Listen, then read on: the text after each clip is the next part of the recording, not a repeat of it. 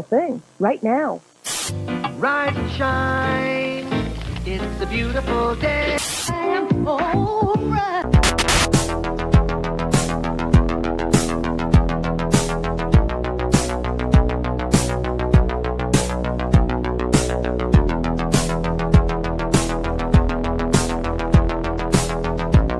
About a third of the building has been blown away.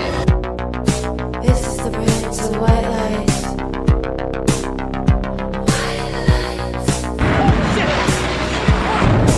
Our very freedom came under attack in a series of deliberate and deadly terrorist acts. And at that point, we were taken for another round of questioning, this time related to our allegedly being members of Mossad.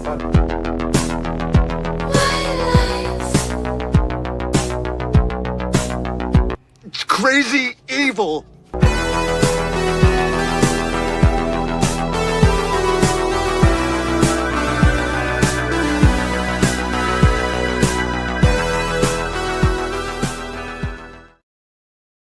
Good morning. Welcome to the No Way Jose podcast. This is the Morning Dump. I am your host, Jose Galison.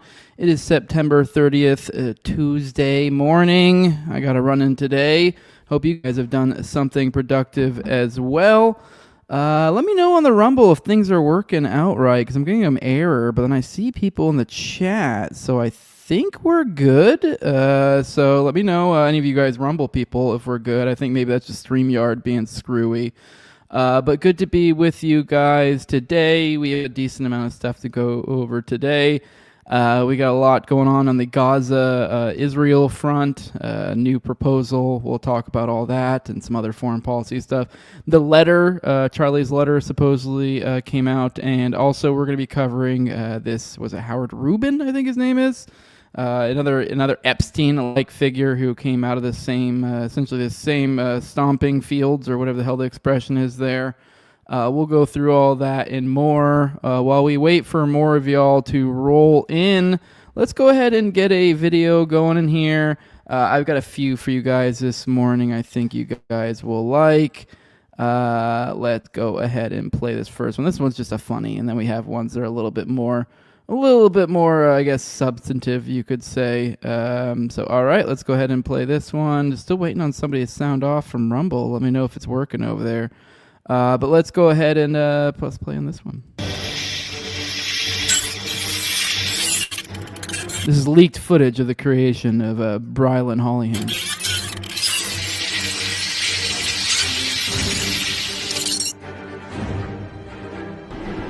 Sir, it's ready. He will be our greatest ally in our fight to control the narrative.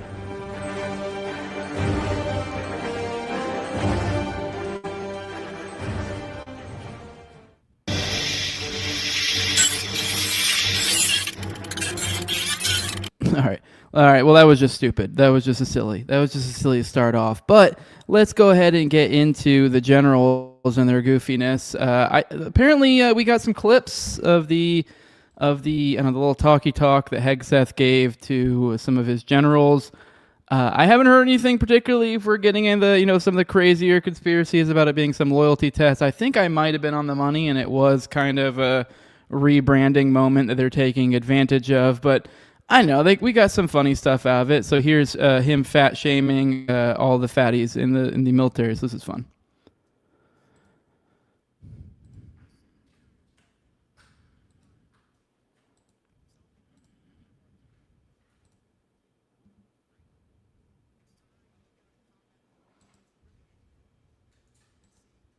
Oh, now of course the audio is not working. Give me a second. By the way, I think we did lose our Rumble audience. Let me know. I see people chatting in the Rumble thing. I'm super sorry. So let me know. I see you guys still chatting, so I don't know if that's you guys sitting there waiting, if you're not hearing me. But yeah, we are. Let me make sure we're actually going on YouTube. Yeah, at least, hey, we are. Someone's on YouTube. So, hey, I see Black Eye here. So, Wise Elk, let me know. Is it working over there? Because I'm not seeing it on my end. It's being glitchy. So I don't know if that's I'm looking at the live stream and there's nothing there. So I think maybe you guys are just looking at a blank screen. But yeah, I know there is no audio right now. I'll fix this real quick. I just wanted to see if maybe because I see the Rumble people keep chatting, and so I don't know if they're just sitting there in an empty room, because I'm receiving the chats, but I don't think it ever sent. For some reason, StreamYard screwed up and didn't send them the, hey, we're doing this. So yeah, give me a second. Let me get this video back up. Sorry, this is a cluster F right now. Let's go ahead and play this. All right, now we have audio again, but I think we're still missing our Rumble audience. But oh well, it's YouTube only today, I guess. Physical fitness and appearance. If the Secretary of War can do regular hard PT, so can every member of our joint force. Frankly, it's tiring to look out at combat formations, or really any formation, and see fat troops. Likewise, it's completely unacceptable to see fat generals and admirals in the halls of the Pentagon and leading commands around the country and the world. It's a bad look. It is bad, and it's not who we are. So whether you're an airborne ranger or a chairborne ranger, a brand new private or a 4-star general, you need to meet the height and weight standards and pass your PT test. And as the chairman said, yes, there is no PT test. But today, at my direction, But I'm sorry if you guys hear that weird hum. That's not me. I don't know what's going on with that. member of the joint force at every rank is required to take a PT test twice a year, as well as meet height and weight requirements twice a year, every year of service. Also today, at my direction, every warrior across our joint force is required to do PT every duty day. All right, well, that's so yeah, it was a bit of rah-rah, don't be fat. At least that's part of it. There's other clips we're going to play here in a minute. But yeah, that seemed to be one of the messages people are getting out of it, to which I'll say, from former military, well, I do think this is fake and gay. This is kind of like, I get it. It's cathartic. As an enlisted man, you're like, oh, he brought together all the top dogs and, chastised them about their fitness. It's like, oh, cool. Yeah, I kind of dig that. I mean, who as a lower enlisted man didn't see some upper enlisted men, or even some of the higher up officers, and you're like, look at those fat pieces of shit, and you're just like, oh, you guys lecture us about our fitness and stuff. Now I will say everyday thing seems a little ridiculous. I mean, I guess maybe that depends on the MOS or whatever. Doing requiring every day having some sort of working out or something. That seems, I don't know, that would throw a wrench in a lot of different career fields, but. For the most part, yeah, I guess whatever. I don't know. This is kind of, like I said, I expect a little bit of dog and pony show. I guess it's a little bit more cathartic that he's kind of giving these guys tongue lashings. Trump's being a tough guy with all this, too. So let's hear what he has to say. I'm going to be meeting with generals and with admirals and with leaders. And if I don't like somebody, I'm going to fire him right on the spot.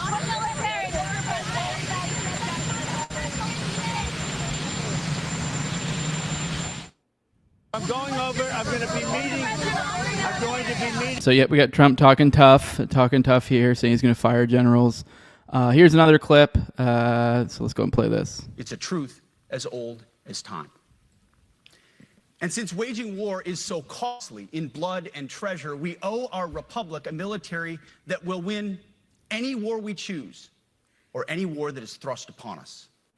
Should our enemies choose foolishly to challenge us, they will be crushed by the violence, precision, and ferocity of the War Department.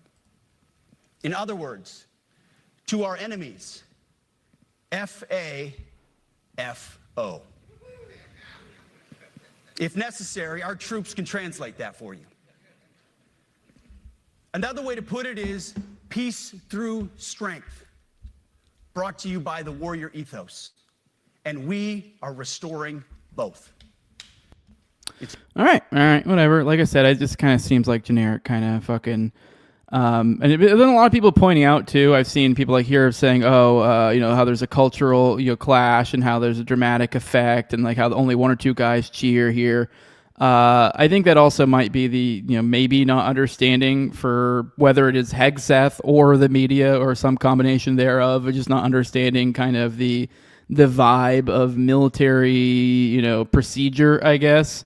So, or I don't know, I guess these kinds of sorts of dogs and pony shows. So because a lot of people have been pointing out like, oh look, no cheering crowds, no this, no that. You're like, yeah, it's a room full of military generals. Like there was one that someone said some shit. They're like, oh, just complete dead silence, and like you hear the whole room stand up and go, room attend hut, and like, so anyone in the military knows that like, yeah, that's what you do whenever like an officer, like a high-ranking officer or the head of the Department of War, whenever they enter a room or whatever. So if you're in a big meeting like this, that's what you do. When Pete Hegseth enters the room, the entire room will be called to attention by whoever the highest-ranking individual person is.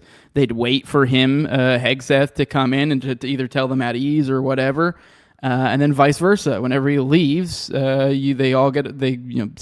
the room gets called to attention, and either they can go at ease once he's left the room, or once he tells them at ease or whatever. So yeah, a lot of people are interpreting a lot of things out of this. I don't know where the military is at with this. I don't really particularly care. It's all fucking gay anyways. But yeah, this is kind of what I thought it was. This is frankly, anyone being running with this like some tough guy shit. This is, anyone who's done time in the military knows this is gay. This is gay leadership nonsense. This is nothing to be lauded. Like, congrats, you're just like the rest. You're annoying and we hate you. So, but I mean, I guess like from a listed perspective, you're like cool. I guess you're kind of like, haha. You're sticking it to the like the officers and the leadership or whatever. But even then, it's still gay. It's just it's a dog and pony show of a different name. With that, let's go ahead and go through chat. Say our hellos. Sorry about Rumble, guys. I don't know what happened there. I think maybe I might have an idea what happened. I think it happened because I had the Rumble like dashboard on my side open or something. Maybe that's something to do with it. So I don't know. I'll try to do better. I don't know what I did. My bad. I'm sorry. I'll work on it. But let's say our good mornings. Roll through the chat, and then we'll get into it. I'll try to make sure we don't have this issue again for tonight for Already Dead. Which, by the way, I don't have a guest. So I'm either going to have to take Jacob out of producer role and bring him in as a co-host, or we're going to have to, or if you guys have somebody out there, there's a couple people. I hit up Jules. He was busy today. Paranoid American, he's busy today. So, hey, I did try a little bit. So if there's somebody you guys want, though, tag them online. Let me know. You never know if they're open tonight. Otherwise, we'll get by either way. So good morning, everybody. Good morning, Mulgera. He says, good morning. I'm sending some Hoppa books for Hoppa to sign today. I reached out and asked it, and he said he'd do it. Hell yeah. That is a hell yeah. Hell yeah, dude. Good morning, Wise Elk. He says, the supposed Kirk letter to Bibi Brains reads like a sycophantic Israeli wish list. Looking sus at L, the orgy of evidence trope. Yeah, kind of like I haven't read this entirely yet, so obviously this is just first impressions. But yeah, it is kind of like, it does have that vibe, kind of like the Tyler Robinson text, where you're like, oh, here's everything that you wanted here. That's the impression I'm getting. We'll go through it together. But yeah, it's not, I'll be honest, from the first impressions, not having read through all this, not looking great for the Blumenthal, Candace, general vibe, whatever you want to call it. Maybe they will retort with something to, I don't know, to essentially try to get the narrative they're pushing. I mean, whether it's true or not, I have no idea. We'll go through all that soon enough. Good morning, Black Eye says, what's up? Good morning, Tom33. Good morning, Marna Mac. I thought I was late. It was actually early. Sorry, guys. Sorry about the YouTube thing. Good morning. Yeah, I see everyone, the Rumble saying I'm late. No, I'd already started at this point. King David saying, hey guys, hit that like button. Good morning, King David. Good morning. Good morning, everybody. Good morning, John Black. Good morning. Screwed Up Rebellions. No video on Rumble. Wait, was it working on Rumble? Is it working on Rumble now somehow? Or is it just being weird? Or you say no video. So never mind. I'm retarded. It was not working at all. Good morning, Black Eye. Oh, you moved over to let the guys know. Thank you for letting the rest of the crew know. Good morning. Good morning, Nevsky. Said I called it. It's a loyalty test. Is it though? I didn't really get. I mean, yeah, I guess there was that one thing from Trump. If I don't like him, I'm gonna fire him. But like, is he? I mean, I don't know. Well, maybe we'll find out more as time goes on. I just felt like that seemed a bit much. I mean, I don't know. I guess it depends on what the loyalty is. I and I need to know specifics to know how I felt about it. I felt the FBI thing was probably not great, especially once we got some of the lists of questions that came out. And you're like, this doesn't look good. Good morning, William Miller. Says, great man once said, fat women are sexual offenders. I see them and I'm sexually offended. Yep. Good morning, Queen Calnads. Good morning. Good morning. Good morning, Justin Valentine. Nothing says badass like social media shorthand. Yep. For real.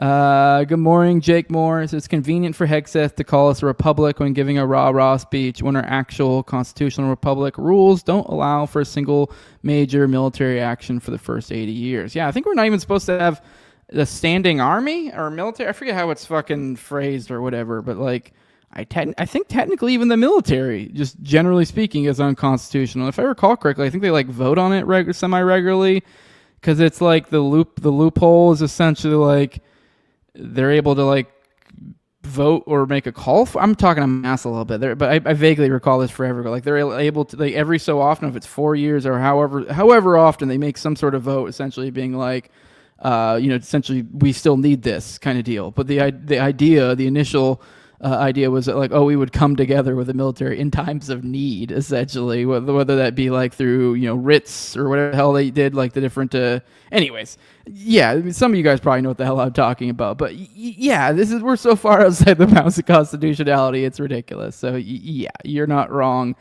Good morning, Tommy. Good morning. Good morning, Seth. Good morning. Good morning. Nevsky says the show is better without guests. Which one? You talking about Our Dead tonight? Well, we don't have Austin tonight, so that's kind of why we're gonna fill in. So I can run it by myself. That's fine, but I do tend to agree. I like having guests occasionally, but me and Austin is the way to go. Queen Calned says Hegseth just visited our base. People seem to like what he's doing as far as allowing leadership to smoke people again. I could see that. I mean, I don't know. I haven't really asked any of my friends how they felt about any of this shit. Good morning, good morning, good morning, Drakotakon. Good morning, Coffee Time Monica's.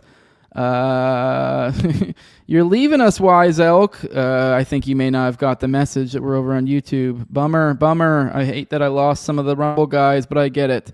YouTube does suck.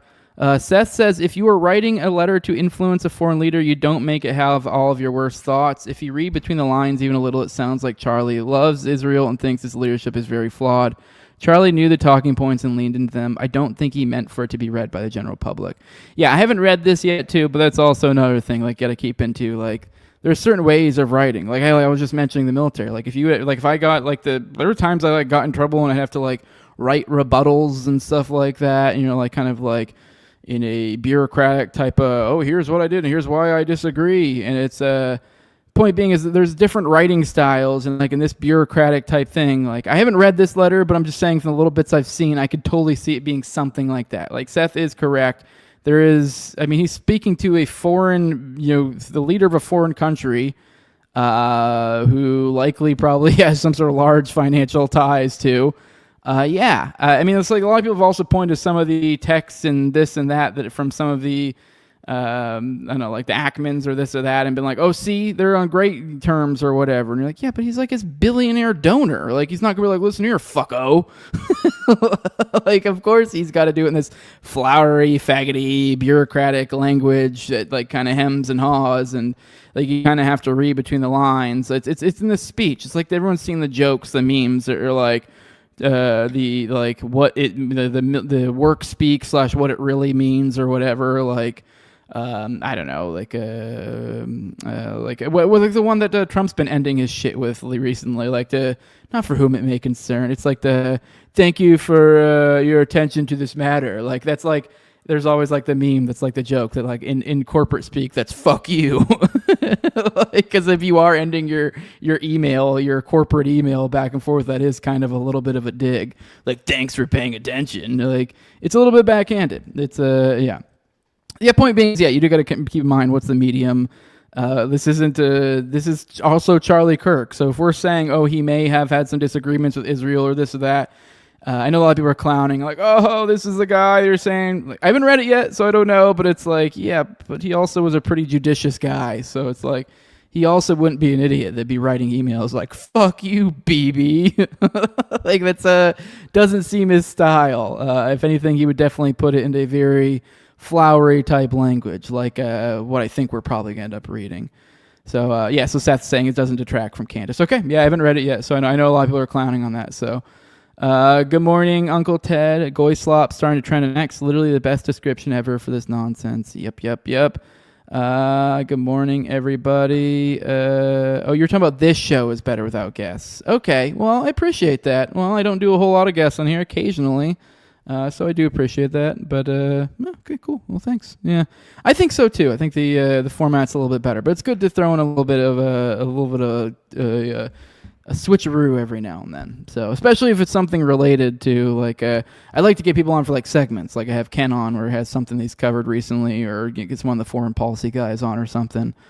Ted says Kirk was a paid actor for a foreign state that went around preaching goy slop to college kids who don't know the difference between a girl and a boy. Yep. Good morning, Tilla Spook. Good morning, Ass Cream. Good morning. The only thing worse than anarchists is 2+ anarchists, says Nevsky. Yeah. All right, I think we got everybody. Oh, no, Bobo just joined us. Good morning, Bobo. Good morning. All right, let's get into some more policy stuff. Let's get into it. All right, White House releases Gaza ceasefire plan as Trump hosts Netanyahu. Oh, I watched this whole fucking conference yesterday. It was fucking just awful. But there's no reason to watch it. There's as with every political thing, it's like probably 5 minutes of substance and like 40+ minutes of nothing. But I watched some of this yesterday. They'd already announced it at the point when they had the press conference, but I did watch it. There wasn't really anything too meaningful in there, so no need for you to waste your time between what we're reading here. I think you'll get the crux of it. The White House released a 20-point plan for ceasefire in the Gaza Strip on Monday as President Trump hosted Netanyahu's 4th visit to Washington this year. During a joint press conference, Netanyahu said that he has accepted the proposal, though throughout the genocidal war, he has repeatedly sabotaged ceasefire deals, and there are several points that Hamas may not accept. Israel also broke the last ceasefire deal that was signed in January 2025. Al Jazeera reported that Qatar and Egypt have delivered the proposal to Hamas. Netanyahu has said that if Hamas doesn't accept this new U.S.-Israeli proposal, Israel will finish the job in Gaza. And Trump said he's willing to continue backing the slaughter in Gaza. If Hamas rejects the deal, Bibi will have our full backing to do what you have to do, Trump said. The deal would involve an immediate ceasefire followed by Hamas releasing all remaining Israeli captives. Once that happens, Israel will release 250 life sentence prisoners plus 1,700 Palestinians thrown in Israeli prisons after October 7th, 2023, including all women and children detained in that context. The deal includes a phased Israeli withdrawal, although it would allow Israel to maintain control of a buffer zone inside Gaza's border until Gaza is properly secure from any resurgent terror threat. One of the potential sticking points for Hamas. The agreement would establish a temporary transitional government headed by apolitical Palestinians that will be overseen by a so-called Board of Peace.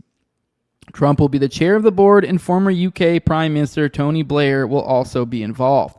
The proposal calls for the demilitarization of Gaza, which could be rejected by Hamas since the group has said it wouldn't disarm until a Palestinian state is formed.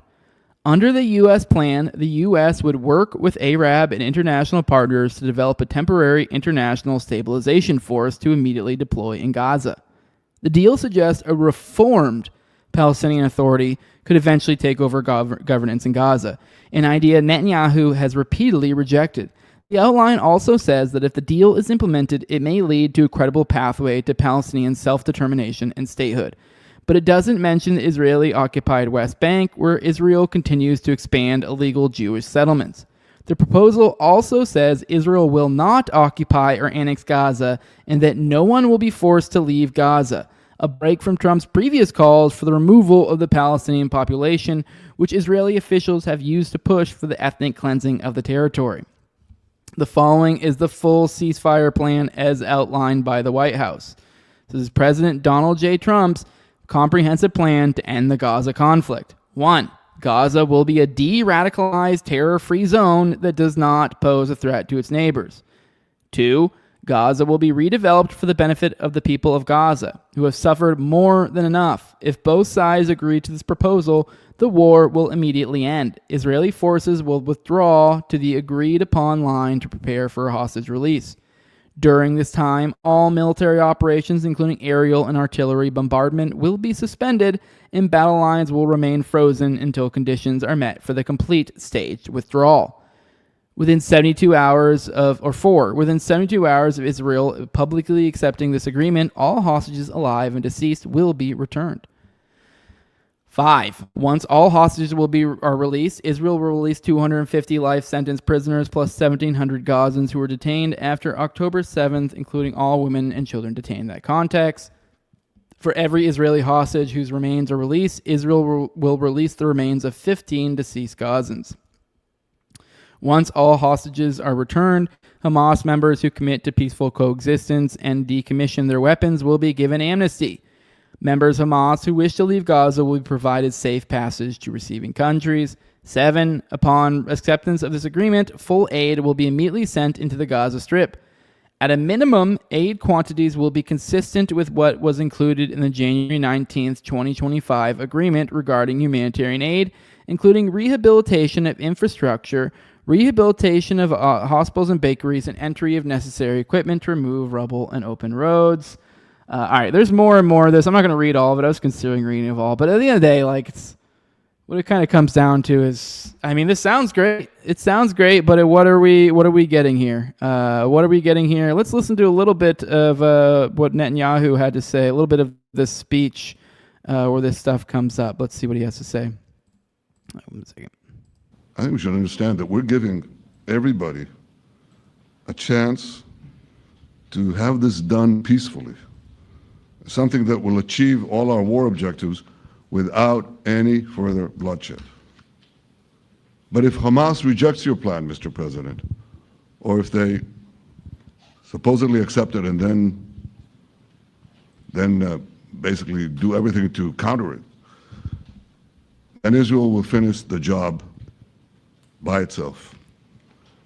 This can be done the easy way, or it can be done the hard way, but it will be done.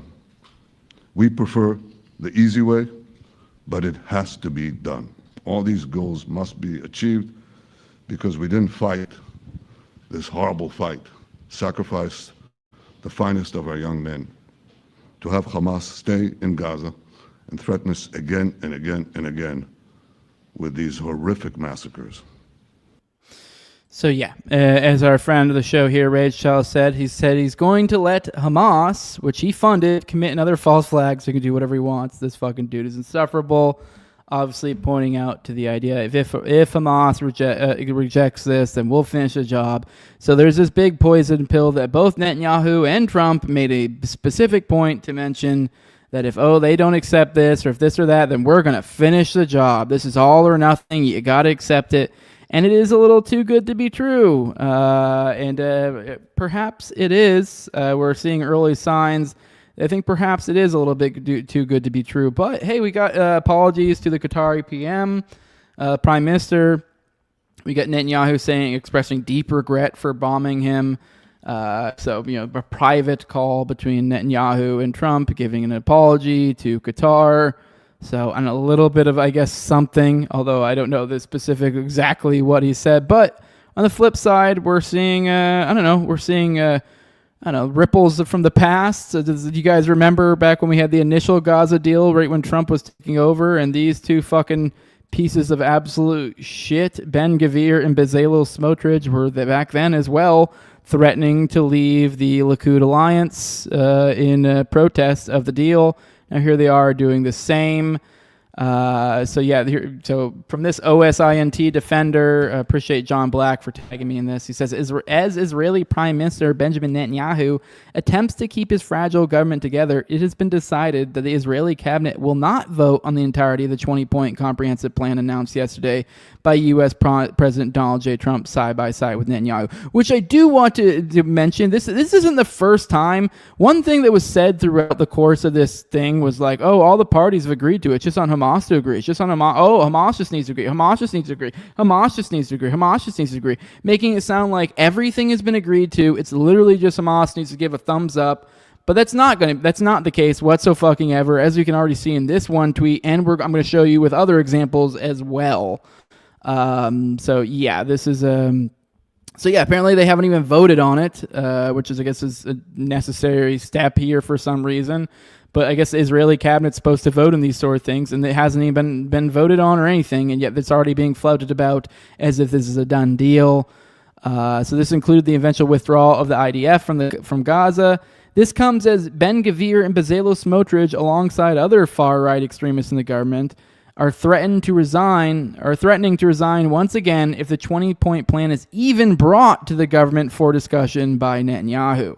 So even the idea of even talking or even bringing this up to the cabinet, they're threatening resigning. So I don't know. I don't feel like there's a very strong likelihood of this thing going through. We're also getting reports of them making amendments to the peace plan, most notable being essentially exclusion of essentially the most notable amendment is the exclusion of any mention, because there was mentions of a Palestinian state in a previous version of it, but now they're already getting essentially rid of any mentions of a two-state solution. Not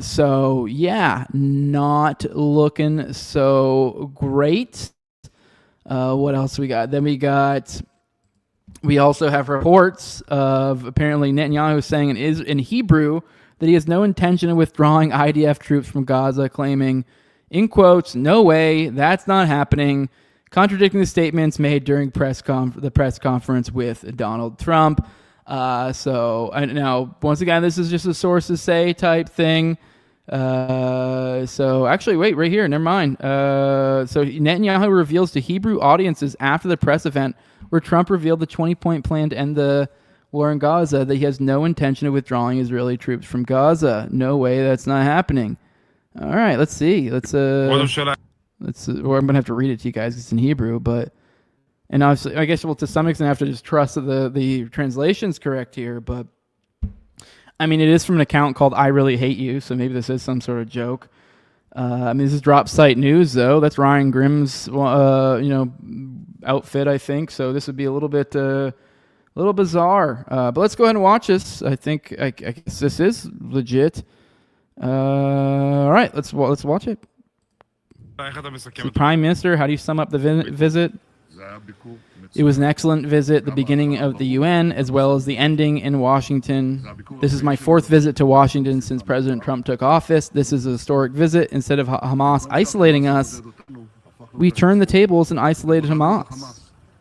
Now the entire world, including the Arab and Muslim world, is pressuring Hamas to accept the terms we set together with President Trump to release all our hostages, both living and deceased, while the IDF remains in most of the Strip. Who would have believed this? After all, people constantly say, you must accept Hamas's terms. Get everyone out. The IDF should withdraw. Hamas can recover and it can also rehabilitate the Strip. No way, that's not happening. On the contrary.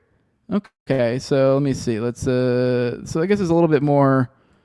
You must accept Hamas. Get everyone out. The IDF should withdraw, Hamas can recover, and you can also rehabilitate the Strip. No way, that's not happening. Okay, I guess he is sounding like he is referring to staying in or not. Okay.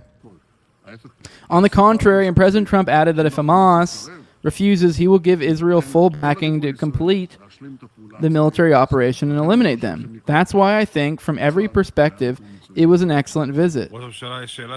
Prime Minister, there's a question being asked. Did you agree to a Palestinian state? Absolutely not. It's also not written in the agreement, but there is one thing we did say.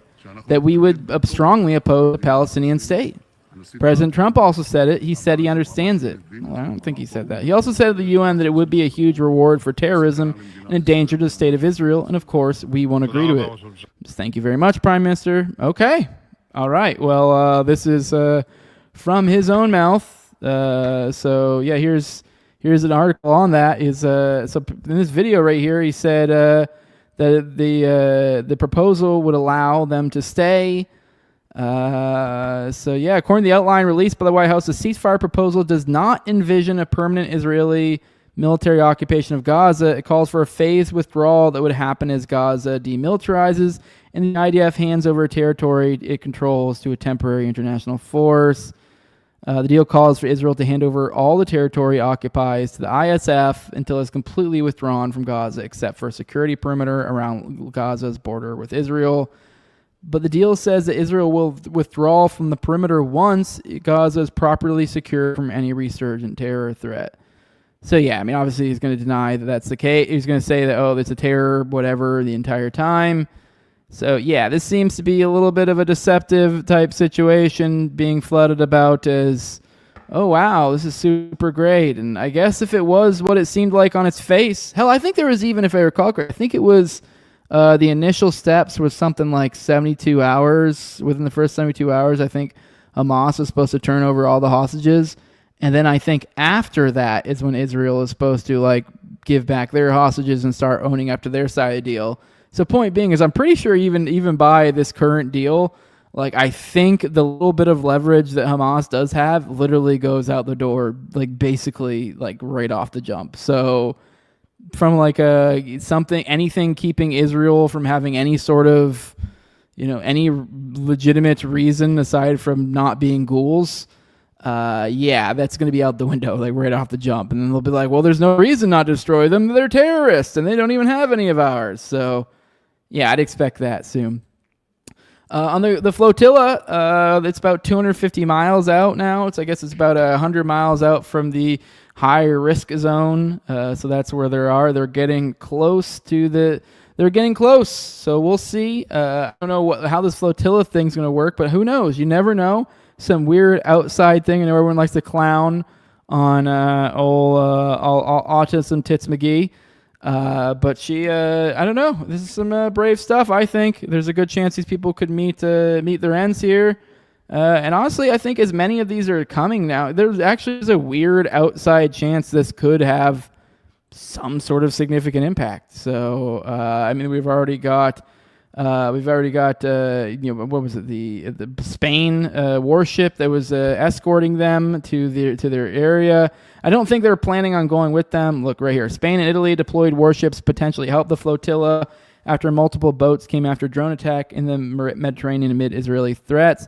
Israel is expected to take further military action against the flotilla as it gets closer to Gaza. So I don't think they're intending on staying with them once they get past international waters, but just the fact they have this and the entire world's eyes are kind of on these individuals, I don't know. Something could come of it. I mean, at the very least, they're having to go to the extent that they feel the need to try to make these guys look like they're terrorists. This one's particularly pretty funny. This is a post put out 7 hours ago from the Israeli Foreign Ministry. It says, exposed. Official Hamas documents found in the Gaza Strip, now revealed for the first time, proves Hamas's direct involvement in the funding and execution of Samud flotilla to Gaza. Hamas documents that were discovered in the Gaza Strip and are being revealed for the first time show a direct link between the flotilla leaders and the Hamas terrorist organization. While Hamas in the Gaza Strip is responsible for what happens inside the Strip, Hamas abroad is responsible for activity outside the Gaza Strip with emphasis on the PCPA organization, which is subordinate to Hamas and serves as a wing of the movement. Blah, blah, blah, blah, blah. I'm not reading all this shit because let's be real. It's from Israel. It's probably bullshit, but it is particularly funny. Ryan Grimm says here, he says, this post would make for a good exhibit for students in a class on propaganda, critical thinking, and media literacy. All the elements needed to debunk it are contained within the post itself. You just have to use critical thinking faculties to identify them. For one, I think literally one of these guys is George Galloway, which is like a notable, I think like English speaker or something. It's just an old photo of him, and they're trying to claim he's some other boss guy, but he is correct. If you do skim through stuff, it doesn't take long to realize that this isn't the case. For example, right here, here's George Galloway. So yeah, the circled photo that they're trying to be like, ooh, here's a Hamas connection. It's literally a famous British, I think, influencer, I think. So yeah, I don't know. I don't even understand this. I don't even understand what. There's not even a point in like really going too far digging into it. If right off the jump they're like, here's a picture of George Galloway and another guy who look alike. Well, that guy's George Galloway. So okay. And then on the Venezuela front, I guess Maduro's claiming that he's ready to rumble with the United States. I guess he's got all his militias in order and stuff. So, I mean, I'm more or less just reminding you guys, this is still a thing that's oncoming. There's been all these sources say stories floating out about, oh, we're months away, we're weeks away, we're days away. So we're constantly getting those. We're getting these murmurs. So keep an eye out in Venezuela. I wouldn't be surprised if we get slogged with some of that shit here soon. But all right, that's all I got on foreign policy. Let's roll through the chat, see what you guys got to say. I just wanted to remind you guys, up in that top left-hand corner, if you guys like what I'm doing and you want to give me money for it, go over to patreon.com/NoWayJose2020, or you can just use that little QR code, that fancy smancy QR code, and it'll bring you right to it. But yeah, and then also you'll be able to get my episode tomorrow with Nick Bryan earlier than the rest of the people. And then also my one on Thursday. And then also you'll be able to hang out in the pre-show and the post-show. And also do video calls for Tonight's Already Dead. Let's roll the chat, see what you guys got to say. Good morning, Bug Fights. Good morning, good morning. NHH is in the chat. We love that. That's great. Good morning, good morning. Hit those like button, people. We're seeing abysmal like to viewing ratio. Bump those numbers up. Justin Valentine says, ironically, Israel is the only entity that can comply with Israel's demands. Yeah. Uncle Ted says, I don't understand how people are calling Ukraine an ethnic cleansing as well. They literally got a J actor to lead an entire country of legit Nazis to slaughter and have America pay for it. I mean, I guess you could say it's ethnic cleansing of Ukrainians. I don't know. It's a little bit confusing to call that an ethnic cleansing, but what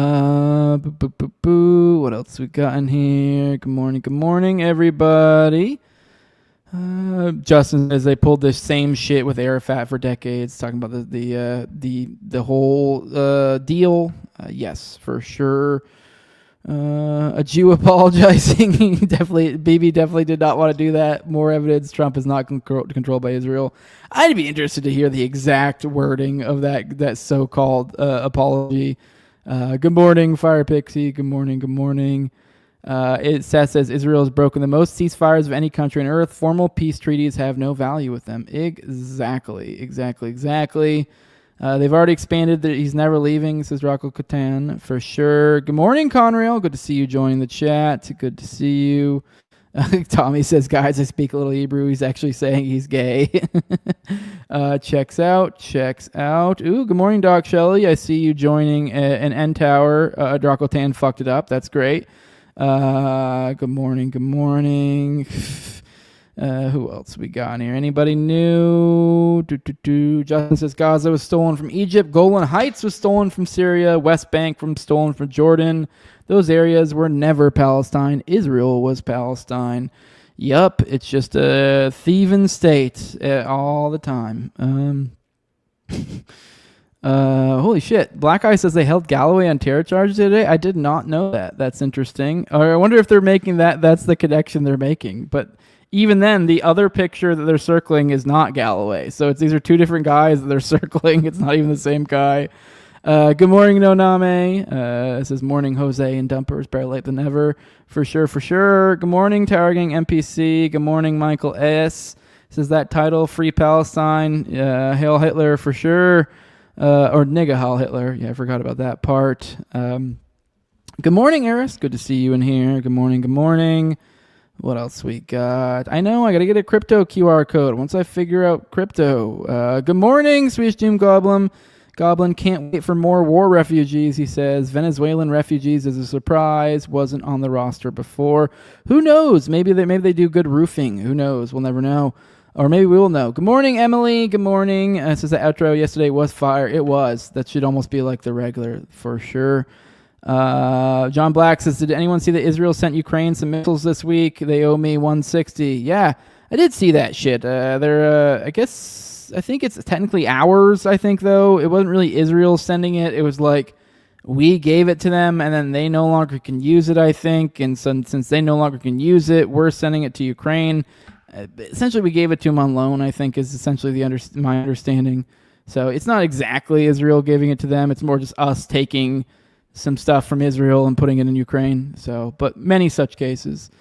All right, let's get into that Charlie Kirk letter. This one's going to be a little bit lengthy because, boy, did he have a lot to say to that Jew. Let's go ahead and get into it. Now, this guy seems to get a different take than damn near everyone else I saw.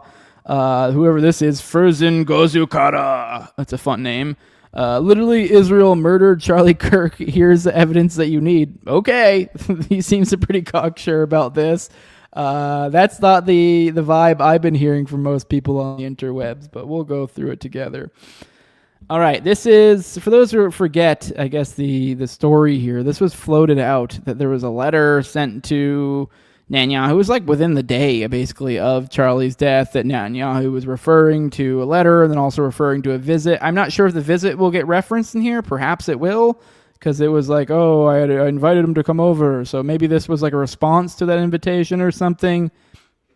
I have no idea. We'll find out. So just saying those are the two big things. And then Candace kind of came out, pointed out, and her thing was like, oh, well, that's a little bit deceptive to bring up the letter and then not to show it, and I guess sort of implying there was something, I don't know, more, would provide more context that doesn't look as hunky-dory. I don't know. That's not the vibe I'm getting from people. We'll go through all of that together. And then also the visiting and kind of like, well, did he say yes kind of deal? And he obviously didn't frame it that way. He just kind of was like, oh, I invited him. Okay, but what did he say? Did he want to go? I don't know. Maybe we'll find out later. But we have this now. This came out. I have no idea about, I guess, its authenticity. I actually did. I was trying to figure out exactly if they said. I think it was a New York Post or New York Times that posted this. I actually grokked it this morning. I feel a little bit ashamed, but Grok does have its uses. I asked it who released it, and essentially it was a New York Post that released it. This is a supposed letter from Charlie Kirk to Netanyahu, and then I asked them like, who do they claim they got it from? Because I didn't read the direct post thing, but apparently they didn't. So they didn't explicitly name their source. Context indicates it was obtained from a source close to Netanyahu. This aligns with earlier disclosures by journalist Stella Escobedo, who first detailed the letter's contents on September 18th, 2025, citing a source close to the Prime Minister. So point being is we're not really getting strong sources on where this came from, which you think you would. Like, why wouldn't you just be like, oh yeah, Netanyahu provided this to us? There's no reason why Netanyahu wouldn't be like, oh, people are questioning this, here you go. So I do find it weird that we have this sources close to Netanyahu, because this gives you this barrier between taking any sort of level of responsibility for these claims whatsoever. Because, yeah, this, I'm not going to lie, when I hear, it sort of alludes to it being sources close to Netanyahu, but doesn't directly say, just kind of a trust me, bro type thing, yeah, I get a little bit concerned, especially when it's a glowing 5-page letter on Israel. So yeah, a little weird, little odd. But whatever. I guess Andrew Colvette. Also, there was I almost played the video for you guys, but it's whatever. It was kind of a boring video. Literally, the only thing in there is he did answer, and he kind of answered in a weird way. If it was real, kind of like yeah, it's real. Like almost he didn't want to, and kind of like stammered over it big time. It was weird, but I don't know. It could just been a weird just moment where he's just throwing it back or whatever. I don't know. He seemed to almost be like searching in his head for like a legalistic answer, and it's just like it's real. Like, okay, so Andrew Colvett saying that it's real, and it's vaguely sourced. We're to believe it's sourced somewhat from Netanyahu-ish. Don't know. No idea. So it could be complete bullshit. So just throwing that out there. Which I know, that's when it comes to Israel, this is kind of a point. This almost feels like, is this just Jews trying to waste my time? Like between the last story, like I got like 8 points into the 21-point or 20-point plan, and I was like, this is stupid. Why am I even reading this? They're not going to do this shit. And to some extent, I'm almost like, there's almost a little bit of this here, where I'm like, given the sourcing here, I mean, it could be completely legit. I'm completely open to being legit, but given the sourcing here, it's like literally just a fucking crap shot, whether this is legit or not. I don't know, like 50-50. Like, okay, we're it's being sourced vaguely from the head of the Jays. Yeah, I'm gonna go ahead and put some doubt on the bitch. So whatever. Okay, that's enough hemming and hawing just to throw out there that I have no idea if this is legit or not. But from the desk of Charlie Kirk, you guys let me know if it's legit. But so I don't know. I'll let you know what I think as we go along, I guess. Dear Mr. Prime Minister, one of my greatest joys as a Christian is advocating for Israel and forming alliances with Jews in the fight to protect Judeo-Christian civilization. Most recently, I am proud to have taken over Ambassador Huckabee's show on TBN, where we continually support Israel and the Jewish people. As Mohammedism spreads into Western societies, it's critical that Jews and Christians stay united in the effort to contain and roll back radical Islam and Sharia law. I regret to report that anti-Israel and anti-Semitic trends are at record levels on social media. These negative sentiments then flow downstream into college campuses and even seep into the conservative MAGA community. My team and I have spent months analyzing these trends and debating ideas that could help you and your country push back against these disturbing developments. Anti-Israel sentiment can undermine American support for Israel. The purpose of this letter is to lay out our concerns and outline potential remedies. Everything written here is from a place of deep love for Israel and the Jewish people. I think it's important to be brutally honest with those you love. In my opinion, Israel is losing the information war and needs a communications intervention. Now, I guess so far it seems believable. I mean, I don't know. I've never really read anything Kirk wrote, so I can't really get a proper feel for his syntax when it comes to writing. But I mean, everything so far seems legit enough. I started to compose this letter to you on Easter.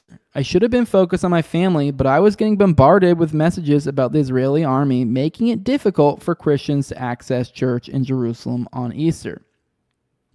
At the time, I did not see any official statements pushing back on this narrative. It was frustrating because pro-Israel surrogates like me should not be in charge of fact-checking every piece of anti-Israel misinfo that pours into social media. It wasn't just Easter. On my recent campus tours, half the questions I get are about Israel, and they're all negative. I often spend half my time on these campus tours defending Jews in Israel, which I'm proud to do because I love Israel and love the Jewish faith. I spent endless hours with Dennis Prager over the years studying the Torah. Sometimes it feels like I'm defending Israel in public more than your own government. My experience on college campuses matches a recent Harvard-Harris poll, which reported 48% of 18 to 24-year-old Americans support Hamas over Israel. Even in young MAGA circles, Israel is losing support. We are getting huge crowds of 4,000 to 5,000 students on some of my college tours. My campus visits are becoming like a rock concert atmosphere filled with conservative patriots.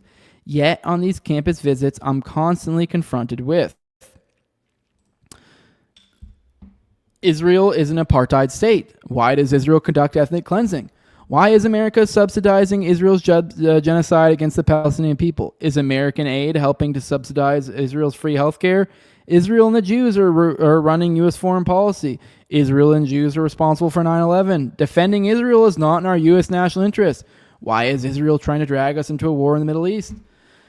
Above are just a sampling of the negative Israel/Jewish comments and questions I confront on college campuses. I'm accused of being a paid apologist for Israel when I defend her. However, if I don't defend Israel strong enough, I'm accused of being anti-Semitic. I know you've got a seven-front war and my kvetching pales in comparison, but I'm trying to convey to you that Israel is losing support even in conservative circles. This should be a 5-alarm fire. I'm often asked, why is Israel killing so many innocent civilians in Gaza? I know Israel goes to great lengths by dropping flyers and even calling civilians to clear out of areas about to be bombed. I know Israel posts maps showing which areas should be evacuated. I know that Hamas uses civilians as human shields, But 90% of the younger generations get their news from social media and podcasts, and there's very little pushback or fact-checking by the Israeli government and/or pro-Israel supporters in the media, especially social media. I strongly suggest Israel not always depend on subcontracting their information war efforts to surrogates in America. Mr. Prime Minister, I urge you to revamp your information warfare strategy from top to bottom. Sometimes the impression is given that Israel thinks everyone hates them, so why care about winning over hearts and minds? If there's any truth to this impression, I urge you to consider that social media and podcasts is where you fight for the hearts and minds of the younger generation. Obviously, all this negative Israel propaganda on social media easily translates into pro-Hamas, free Palestine sentiment on many college campuses. Here are some unsolicited recommendations my team and I suggest if you're open-minded to a communications reset. Which, okay, I gotta say, everything seems legit so far. And even if I do want, we're about to get into where I guess people perhaps might point to where like how because we're getting into where he's providing recommendations on what to do. He's identifying a problem. Everything I've seen so far completely jives with everything I've seen about Charlie. Totally makes sense. This would be a thing. And it completely matches. This doesn't take away from the Ackmans of the world. This doesn't take away from the Candaces. This all completely tracks with what everyone seems to think of him. Where we're at right now. But now we're going to get into recommendations where that is where I could see people playing the perception game would look at this as, never mind, this is bullshit. He is a full-on J warrior. He is, he's part of the tribe. He's whatever you want to say here, because he's given the recommendations. Now, I would say if you are looking at this from a government writing perspective, like in kind of how like I was trained how to write writes like kind of like rebuttals, like for getting in trouble or some shit, or just like these sorts of writing things. You don't normally. It's almost always not recommended to just lay out a bitch fest. You just can't. If you have complaints, especially in these bureaucratic sort of writing, I don't know. I'm trying to explain what I'm thinking. Dynamics, I guess. You aren't just going to bitch. You need to bitch, and here's what you can do about it. Now, does that mean that like he thinks there's any hope for it? Does that mean he wasn't disgusted? I don't know. Maybe more of this letter will reveal some of that. But as it is now, nothing about anything I've seen so far would really take away. But I am seeing, he's about to make recommendations, so I could see how some people go, this is clearly where he's. This isn't genuine. This, there's no way this, there could be anything to the, Israel wasn't happy the route he was going. Especially when you're aware of the way these fucking psychopaths are, and if you're like a little bit off, like you literally could just be a little bit off the reservation. They fucking are gonna lend your ass, whether that's metaphorically or or literally. You be the judge of that. For starters, you need a rapid response media team. President Trump does this very effectively on social media with his own account and his White House Rapid Response 47 team. The president has strong fighters like Stephen Miller and Karen Leavitt who battle the press every day. Honestly, I don't even know if you have a press secretary. You are an eloquent defender of Israel, but you need a team of information warriors out there pushing back every day in real time. When you don't push back, anti-Semitism and anti-Israel propaganda fill the void. A pro-Israel friend recently asked me, do Israelis even care how the world perceives their country? I strongly recommend putting together a team of pro-Israel experts who can fact-check misinfo in real time from Israel. Israel needs to take the lead in this effort. No more dependence on subcontractors. Israel never asked for American troops because Israel does its own fighting. I suggest the same approach for the information war. You lead and people like me will follow and provide supplemental support. If you're open to revamping your communication strategy, my team and I are happy to assist. You need something like an Israel Truth Network, which can include social media channels and a one-stop source of information website where, for example, all the negative Israel questions I get can be thoroughly debunked. I would love to refer students to such a website. This website could also be a conduit to groups like Hillel and Jewish educators like Dennis Prager. There can be links to books, podcasts, media personalities, and pro-Israel thought leaders. The website can be a place where Judeo-Christian leaders and groups can share information and form closer alliances in the fight against Islamic fundamentalism. ITN's social media can post pro-Israel, pro-Judeo-Christian video clips, breaking news, and articles. ITN could potentially be a news aggregation site for all news pertaining to Israel and Judeo-Christian efforts to preserve Western civilization. Have you considered inviting some of the released hostages to go on a speaking tour in the U.S.? This could be very effective messaging. These hostages can talk about how Gazan civilians not once offered any empathy or compassion. President Trump referenced this lack of humanity when some released hostages visited the Oval Office. This was effective messaging. When impactful messaging clicks, keep it going. Also, these hostages and all your spokespersons should be arguing it's Hamas that's committing genocide on their own people by using civilians as human shields and storing weapons in school, hospitals, etc. That information drips out in the regular media, but is almost non-existent on social media. Maybe interview regular Israelis on the street, asking them what they love about their country. Maybe interview Jews, Israeli Arabs, Druze, Orthodox, secular, etc. Ask Israelis what do they wish the world knew about Israel. Ask them to respond to examples of misinformation on social media. This could be an entire social media PR campaign called Dude, You Got Us Wrong. Interview Israelis from all walks of life. Let Israeli... I do gotta say, the dude, you got us wrong. Jesus Christ. If that was his idea, what the fuck? Now, that's probably the one that's like the most of like, I don't know. Maybe this is some like fucking... Maybe this is some Mossad shit. The dude, you got us wrong idea. What kind of fucking idea was... Well, like even offhand, like Charlie Kirk, like I would assume that he's probably pretty good at branding or like show ideas, but just dude, you got us what? I don't know. Just what an awful name. I don't know. I feel like I could come up with something better quicker. I'm not going to try in the spot because it'll probably be something really stupid and I'll feel foolish. But anyways, let Israelis explain in their own words how Israel is a pluralistic society. Jesus Christ. Oh, I think one of the cats is not going to room. I sure the door closed. I think my wife is kicking the cat out. Anyways, that scared the shit out of me. Let Israelis explain in their own words how Israel is a pluralistic society, a free country with elected leaders, unlike all the surrounding authoritarian Arab nations. Why not show how your hospitals take care of wounded terrorists? You hear him? That's Jeff right there. That's totally what happened. Jeff snuck into a room because he does that. He's an asshole. He'll sneak into a room and like hide. And then my wife will go to sleep for the day and like he's just snuck in there and he just sits there. I don't know, for like probably hours. So she fell asleep and then you hear this weird screaming he's doing right now. He'll do that shit in the room with her while she's trying to sleep. And so that's why you hear the door slam. She's fucking pissed. Probably chuck him out of the room. So that's what you guys just heard. Sorry. Jeff, shut up. All right. Let Israelis explain in their own words how Israel is a pluralistic society, a free country with elected leaders, unlike all of the surrounding authoritarian Arab nations. Why not show how your hospitals take care of wounded terrorists? Why not show clips of Israel dropping flyers from airplanes warning Gazan civilians to get out of harm's way? Second. It would have been nice to see an Israeli plane with a Star David arrive in the U.S. full of supplies after a hurricane. Has Israel offered any assistance to the U.S. insofar as technology to protect our border or the missile defense shield President Trump has discussed? There are examples of effective messaging showing Israel is a close ally to America. Consumers of social media are aware of the billions in supplies we send to Israel, but they're less aware of what America gets in return.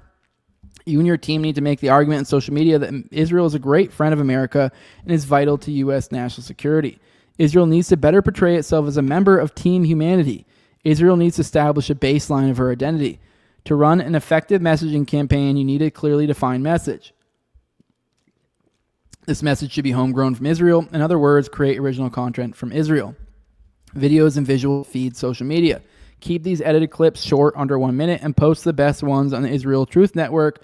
Don't rely on non-Israeli social media influencers to create all these clips. Create them yourselves, and influencers like me can promote this original work and refer people to your social media and websites. Be proactive, take the lead. Bottom line is Israel needs to learn to fish, create your own content, and be more self-reliant when it comes to your communication strategy. 6. Iran. Israel could do a better job explaining the Iranian threat.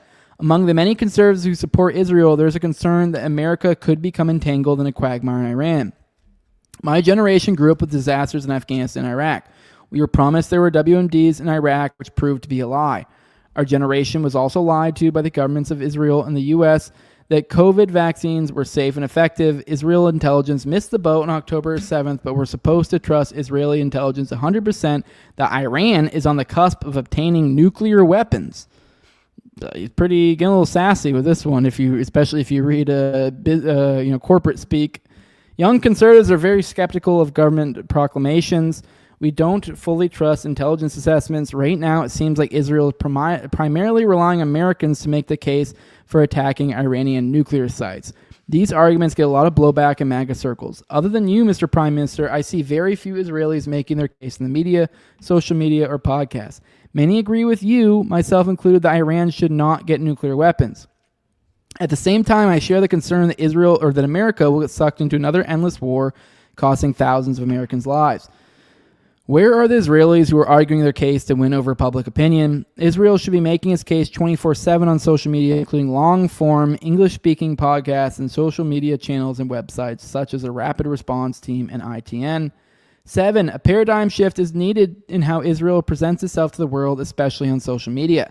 Perhaps the best way to convey your thoughts here is to think of Israel as a political candidate. In this case, a younger woman who grew up on social media. Who is this candidate and what does she stand for?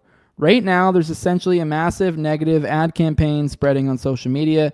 These negative ads are defining this candidate. Political campaigns has an abundance. What the fuck? Did it miss one? I'm sorry. Give me a second. That was weird. Political campaigns. Political campaigns, it says. And then it goes into political campaigns has an abundance of brain power. I think I might have missed a page or something, but whatever. The question is whether Israel has the willpower to step its game in this information war. From my vantage point, the status quo is not working. Israel is getting crushed on social media, and you are losing younger generations of Americans, even among MAGA conservatives. In my opinion, you are losing the information war, which will eventually translate into less political and military support from America. The Holy Land is so important to my life, and it pains me to see support for Israel slip away. Feel free to contact me in my private number below if you'd like to discuss this further. All right, I want to check the chat, see what you guys have to say. I know there was a lot, but I'm curious what you guys think about this letter. I don't know. It seems like a kind of a nothing burger to me. I mean, nothing about that really is a game changer. Although I will say that, like, if that is... I don't know. It does seem like Candace threw a little bit too much of a fit about that, if that's the case, because it's like, it wasn't that bad. I mean, it did say that, hey, you're losing the info war and pointed out some negative things. So, I don't know. It's nothing crazy. So, good morning, RGZ Mac. Good to see you here. First, I'm seeing you to bump up those likes, people. We're getting over 40 people here, only 20 some odd likes. Bump that shit up. Let me see. I think Trump is porking Charlie's wife, says RGZ Mac. So God, this sounds so gay. I love what Israel did for Christianity and to Jesus, says RGZ Mac. Yeah. Good morning, F Web, says the Hebes are fucking insane. They never know when to quit until it's forced. No, let me see. Let me see what else you guys are saying in the chat. Yeah, I don't know. Did he just call Israel a her? Between that and the use of kvetching, I doubt Charlie wrote this. Yeah, the kvetching was weird. I mean, it almost seems like a weird dig to use that in a Jewish person. Although, who knows? Maybe they had some sort of like a kind of cutesy relationship where they would kind of tease each other a little bit. Because, yeah, if you're like literally the prime minister of Israel and you're saying kvetching in a sort of formal letter... Yeah, that's weird. It's a little weird. I don't know. I mean, but they might have some sort of formal or some sort of, rapport where that was like how they like to goof with each other.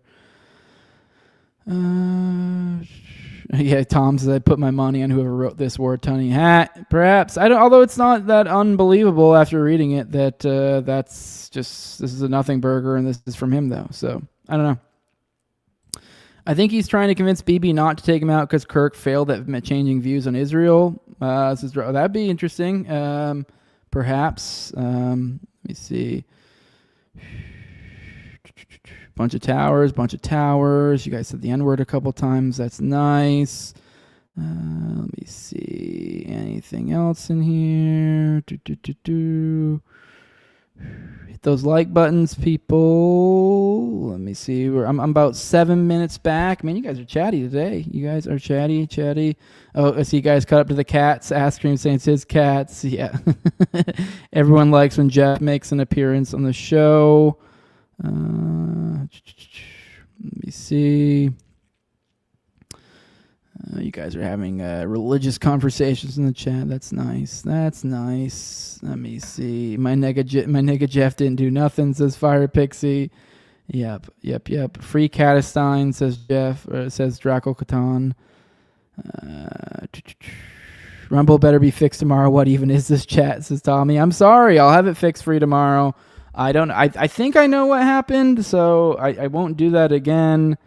Eris says this is gross. Yeah, I mean this is gay. I'll admit. Like if it was him, it is gross and it's gay. But so shame, as Draco Catan says.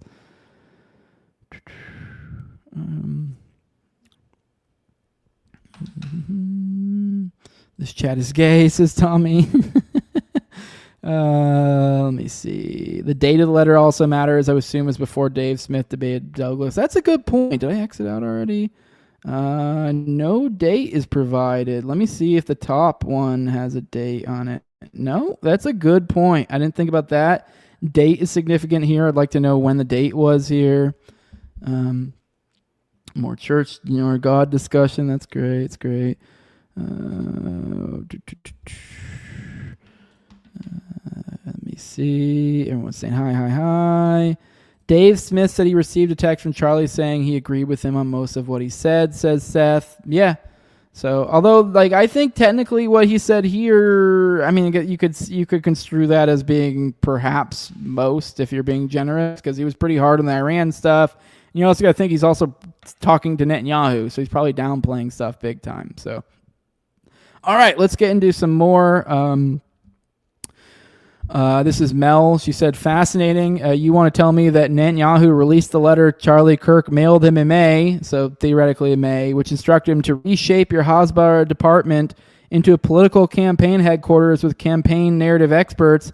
On the same day it's announced the state of Israel has hired former Trump campaign manager Brad Parscale to manage their new Gen Z outreach network. Totally organic. So then she was quote tweeting a tweet from Max Blumenthal saying Israel has hired Trump's former campaign manager Brad Parscale to the tune of $1.5 million a month to recruit Gen Z influencers and combat anti-Semitism.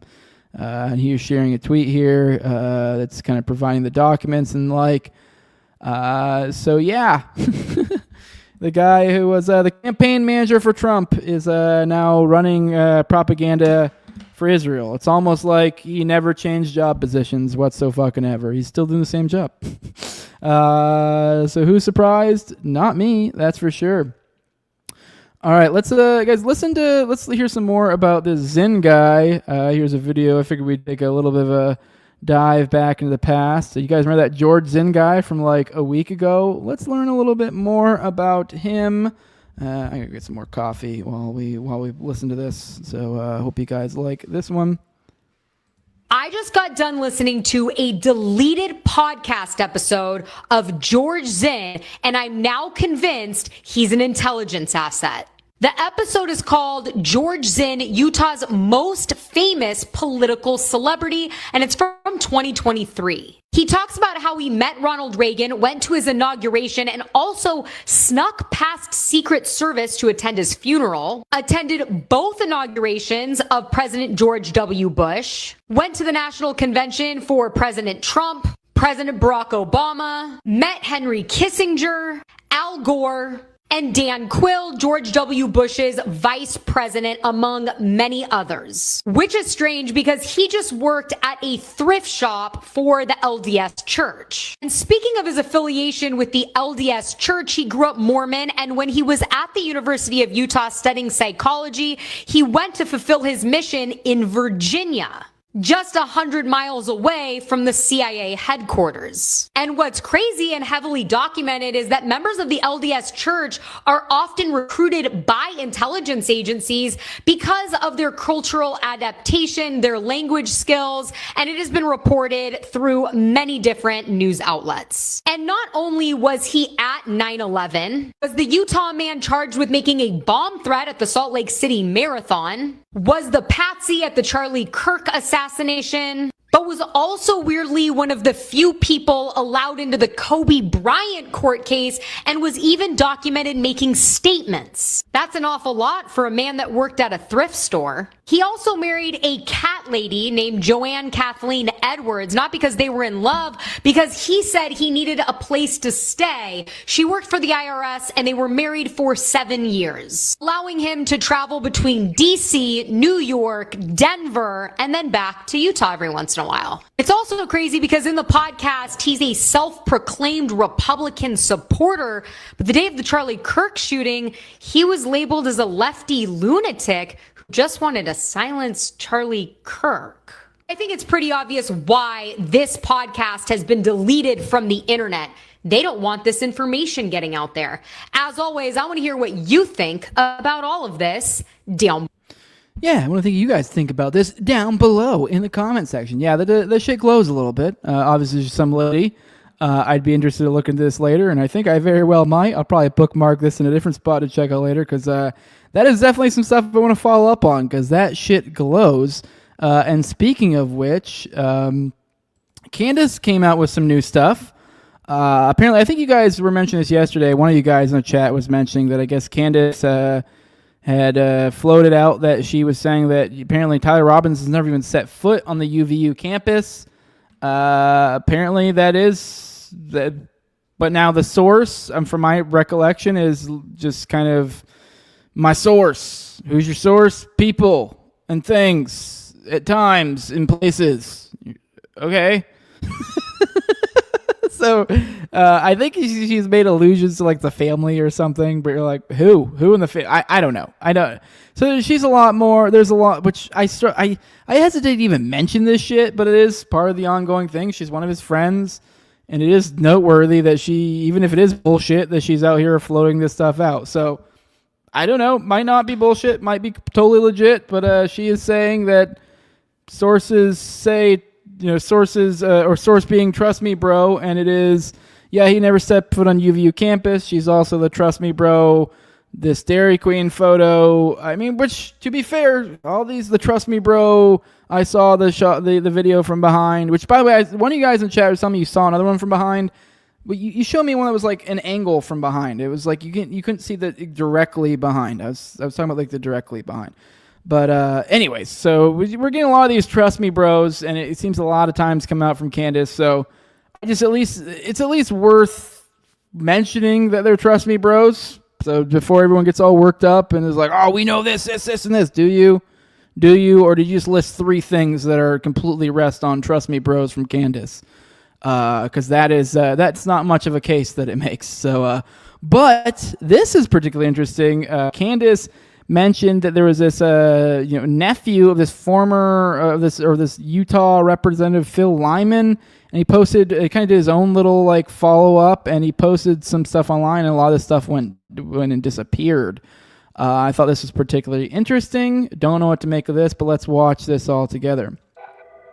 So you can see this Shane R at USA, which this stuff is all gone now. You can see posts of him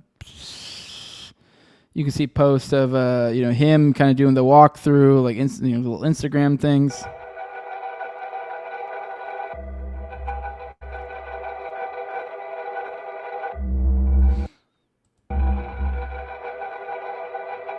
Which a lot of people have pointed out how his friend in the back looks a lot like that guy. But let's keep going.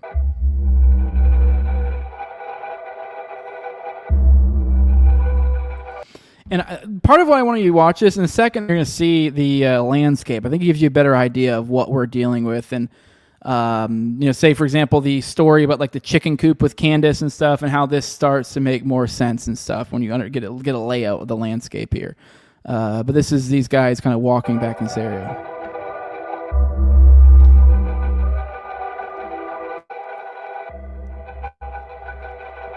So you're seeing like aerial photos of the region.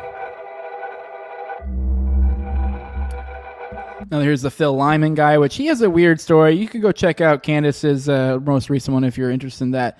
It is weird. This guy seems to have his story seemed to change a couple times, and now his story seemingly is settled on like a dramatic. Minutes before Charlie took the stage, we were together, and blah blah blah. Which I don't know. Here's a photo saying that's the case, although I think he said in a separate time he was somewhere else or something. I don't know. It's confusing.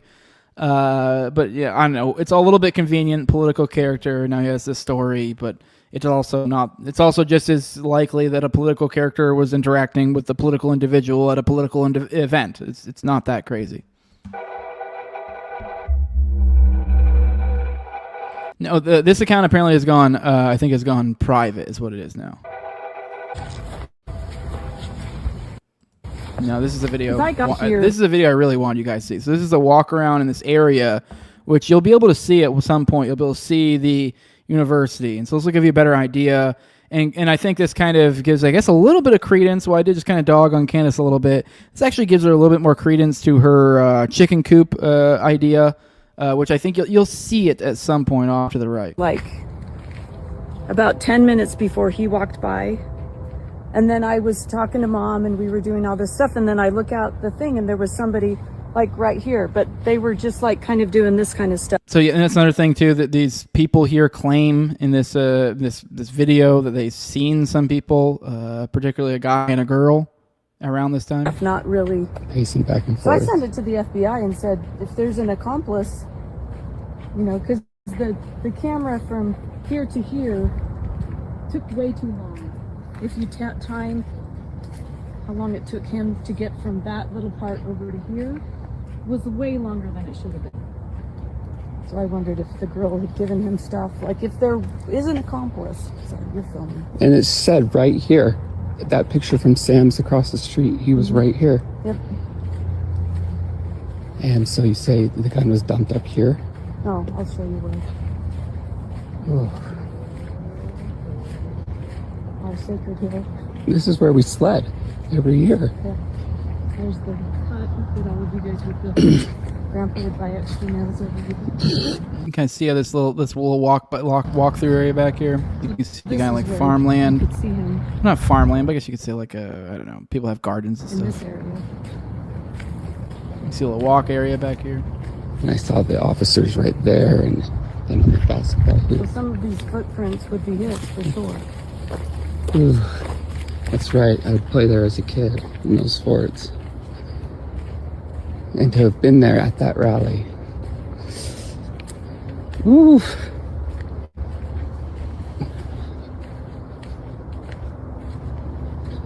I saw Irwin on TV as well. They interviewed Irwin out front. Oh, and there's the Losi Center right there. The roof of the building in which he was on.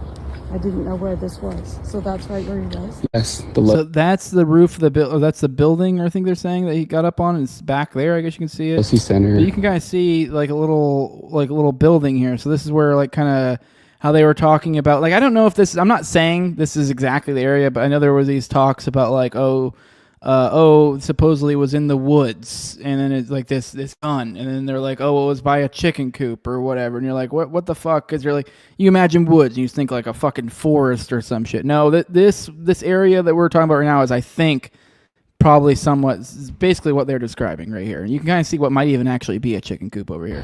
There were a couple actually little buildings that could have been what they were talking about. Look at that cat.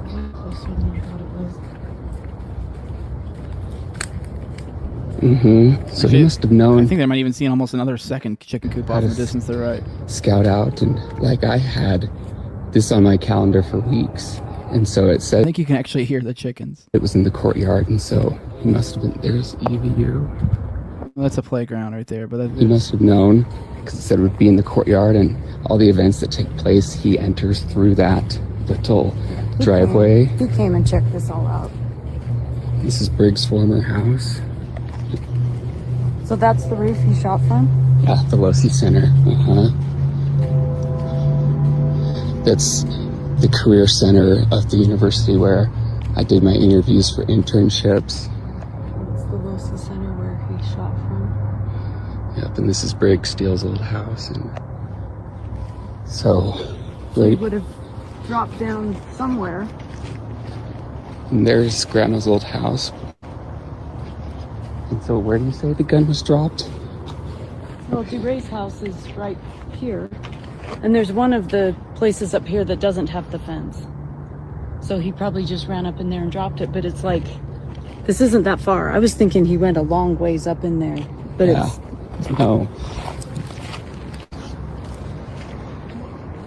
And it could. So yeah, I think you can see right there off the distance. You can even see UVU. You can see the university. Be actually over here. And that's the tunnel where they released the photos of him entering, because you can't cross the street anymore. They made that underground tunnel. You see that handrail right there? That's the photo they had of him going down to get through. And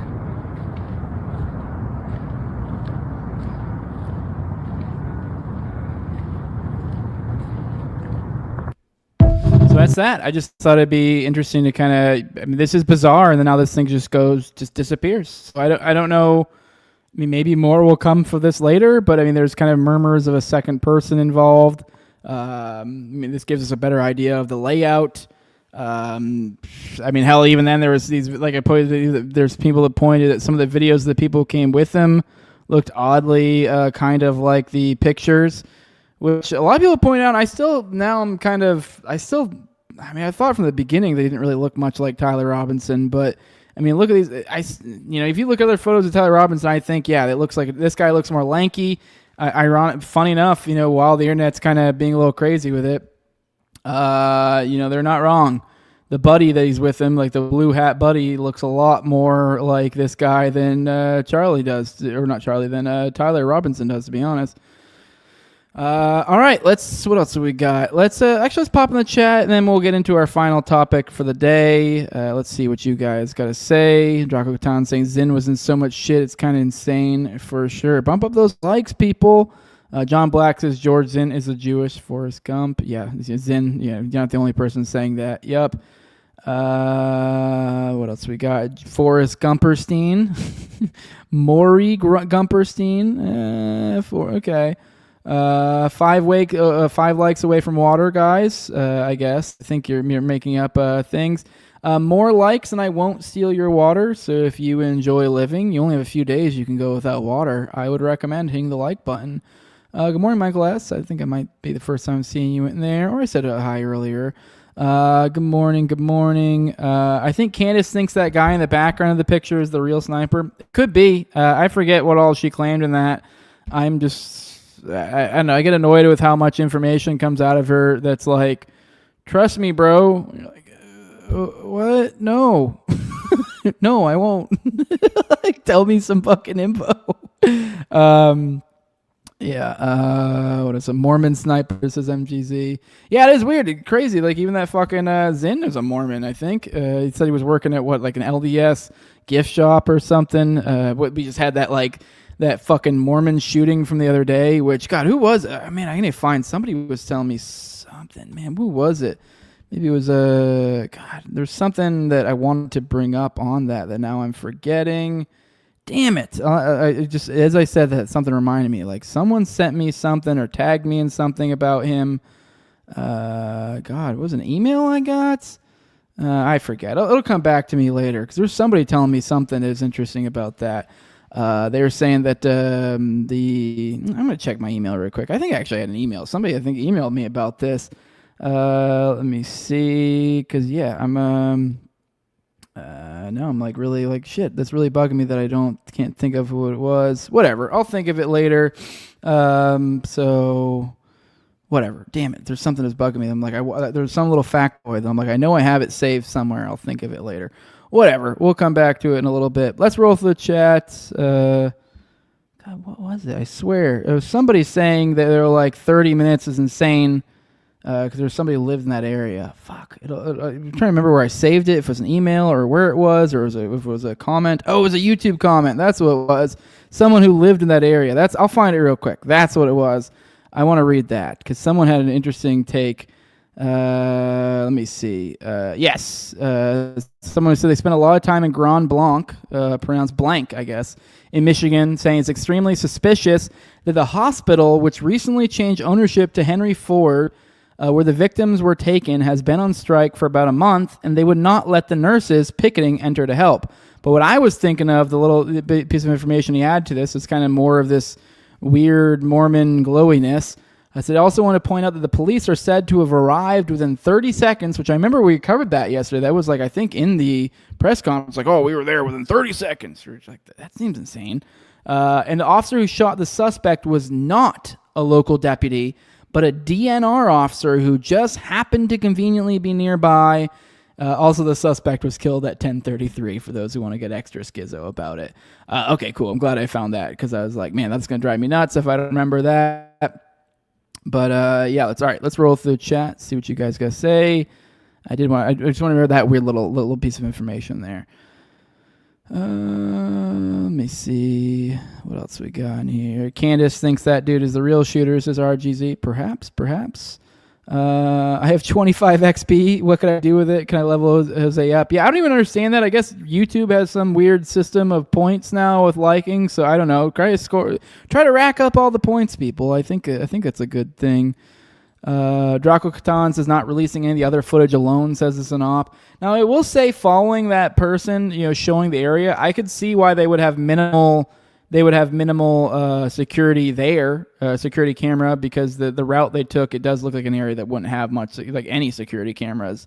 But now the Dairy Queen thing, like, come on, like, now we're talking like normal university, well-paved streets. Like, there's going to be fucking security cameras everywhere. So,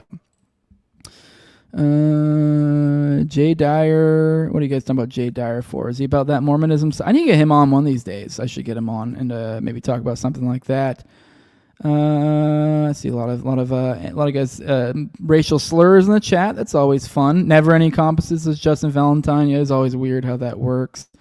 Black Eye says, I'm not convinced Tyler was ever there. Neither am I. Let me see. Did you see when Candace was talking? She's in front of a brick wall. Freemason touch. No, I haven't gone that schizo yet. I'm not quite there. Justin says, amazing how Islamic mass killers almost always operate in groups or duos, but now nutcase mass killers always act alone. All right. What else? Who are these people? Nevsky says residents, like Draco Catan says. Yeah, and also a nephew of that local politician, which makes it kind of weird, who's a little bit sketchy in this story. But yeah, it's just some local that supposedly was following their steps, and then once it got a little bit viral, then went private. So a lot of people are pointing out how weird that is, especially when you pair it with his connection to the politician. The themes of these attacks seem to vary wildly from administration to administration, says Justin Valentine. It sure does. RGZ says that guy got caught being a PDF file in 2013. The Mormon Church dude? That's interesting. You're talking about the dude who shot up and set the church on fire? Because holy shit, so did George Zinn. So did actually, no, I don't think there was any other pedo things in that. But yeah, that's weird. That's weird. Justin Valentine says both high-profile attacks, North Carolina and Michigan, were both ex-military. I think they were both Marines. Yeah, we covered that yesterday. At least one of them was a Marine. I think you're right. I think they both were. So yeah, it's the guy in the Mormon Church thing was busted for being a pedophile in 2013. Wow. Why is it this always come? Why are they always these pedophile connections? Why is it every time? It's almost like if it's an amazing point for leverage. So they're making him doing it, holding it against him, says RGZ. Wouldn't surprise me at all. Bump up those like buttons, baby. Eric says it's your YouTube credit score too low, no show for you. Oh, there you go. That's why you need to comment a bunch. I guess you guys are my Chinese credit score now, so I need you guys to chit-chat a lot in the chat. Bump that shit up.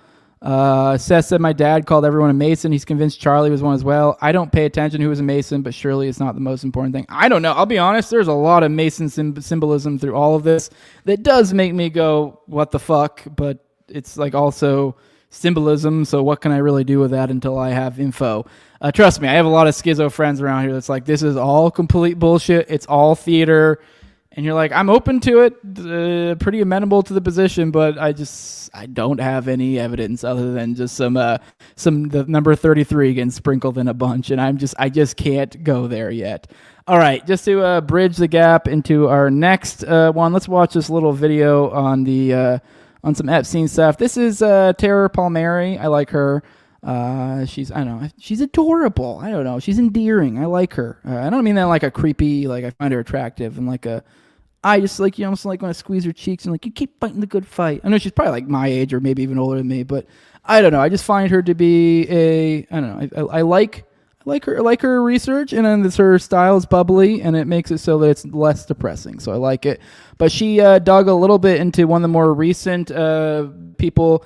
I guess we're getting into op-ed research now to where they are starting to essentially dig into the backgrounds of these politicians who are voting to keep hiding the Epstein stuff. So I'm all for it. So to kind of bridge the gap into our next story about the newest Epstein that's emerged, let's watch this. Everything we know about why the Epstein... These photos change everything we know about why the Epstein files were not released a few weeks ago when there was a vote in the Senate. It shows Senator Lisa Murkowski, a Republican from Alaska, at a forum with Ghislaine Maxwell and her husband, Scott Borgeson. You may have missed this because it was on the same day that Charlie Kirk died, but Senator Murkowski was the deciding vote not to release the Epstein files. So we wanted to understand why she would vote against this. And we spent weeks finding out exactly what her connections.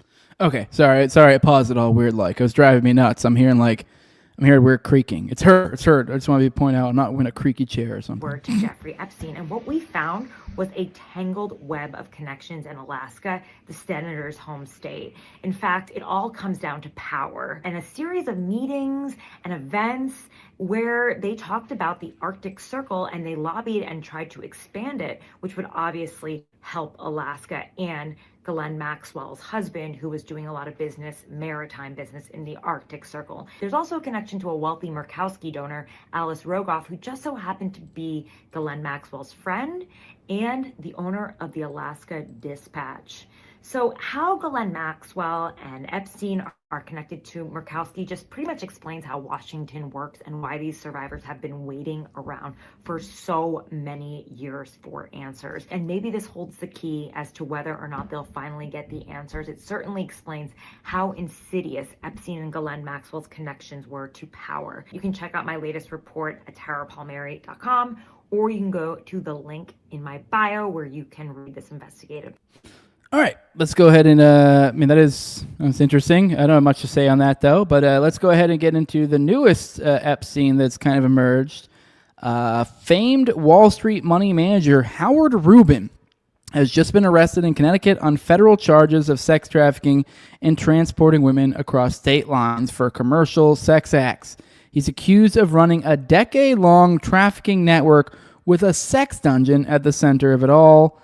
So by the way, this is the Amber Speaks Up is where I'm getting this from, where I found this at. There's also links that will go through some of the charging documents and stuff, or indictment or whatever the hell.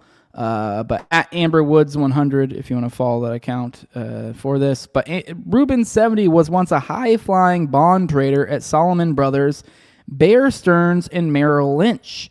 He later managed funds for George Soros.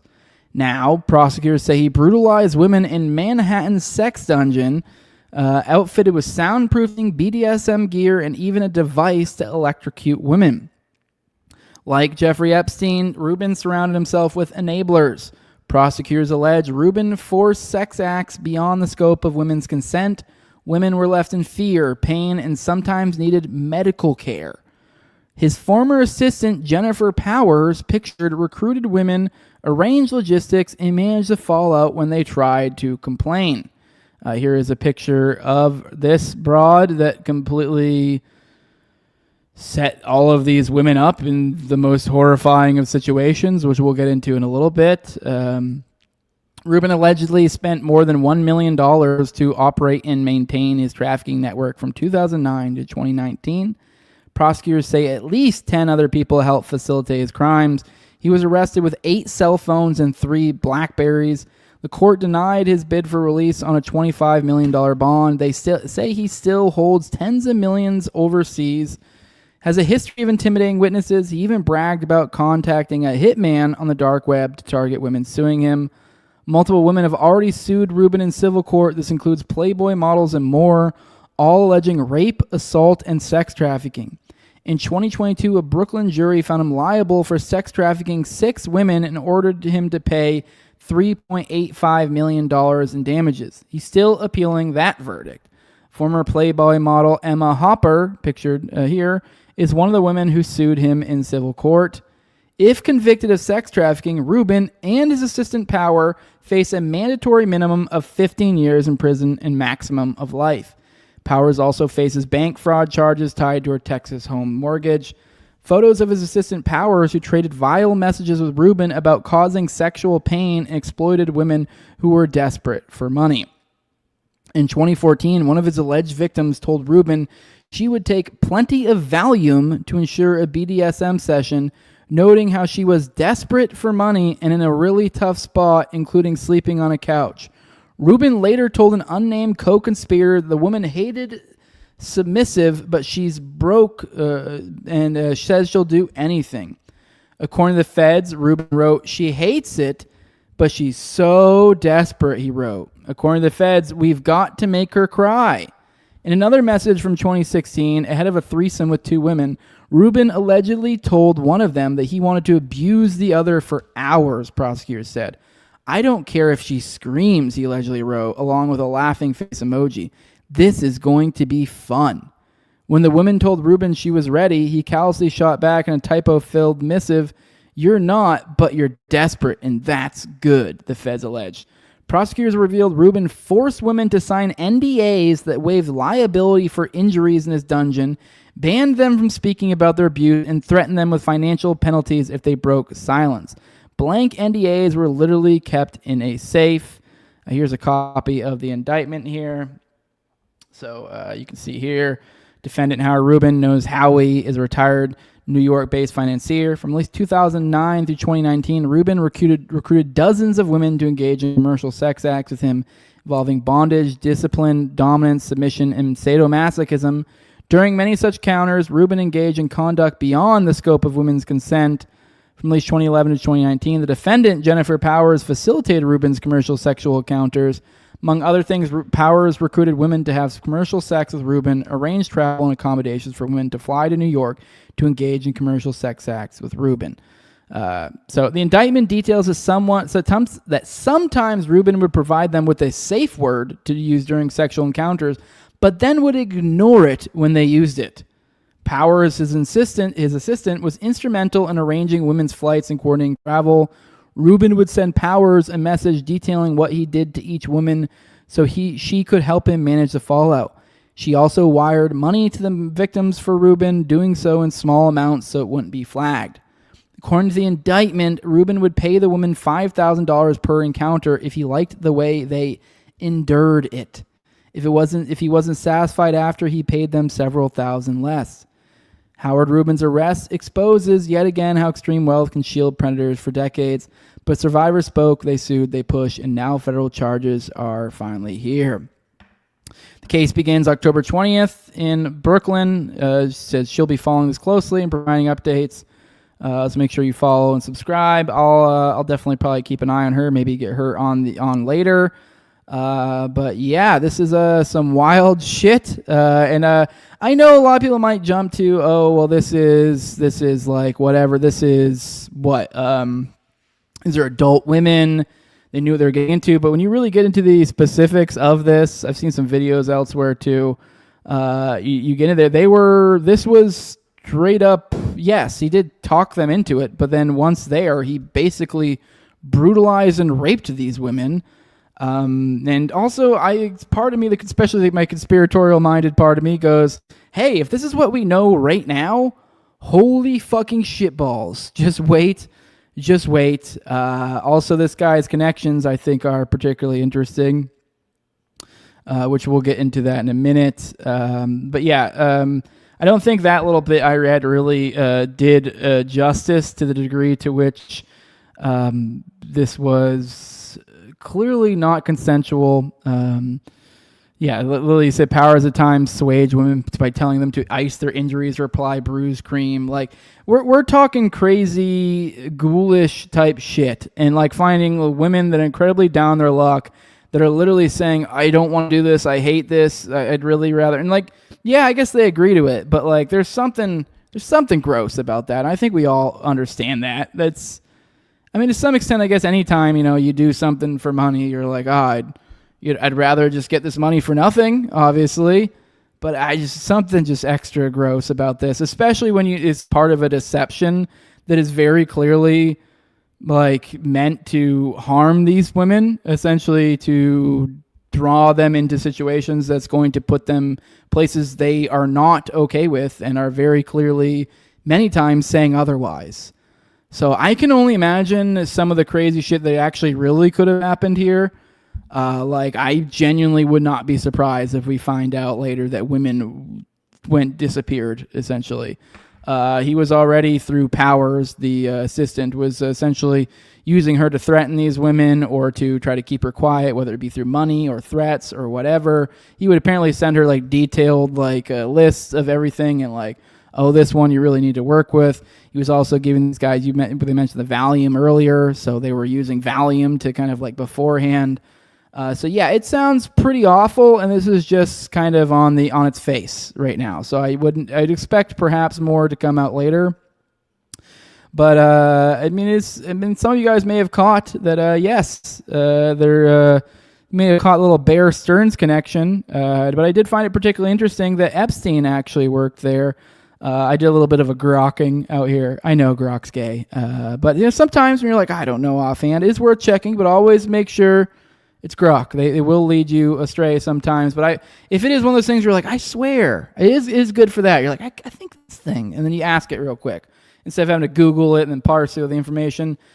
But I did ask it when I was looking at this. I was like, oh yeah, didn't Epstein work at Bear Stearns? Yes. But there was an overlap, which we'll get into. But it is interesting, I think, that these people come out of the same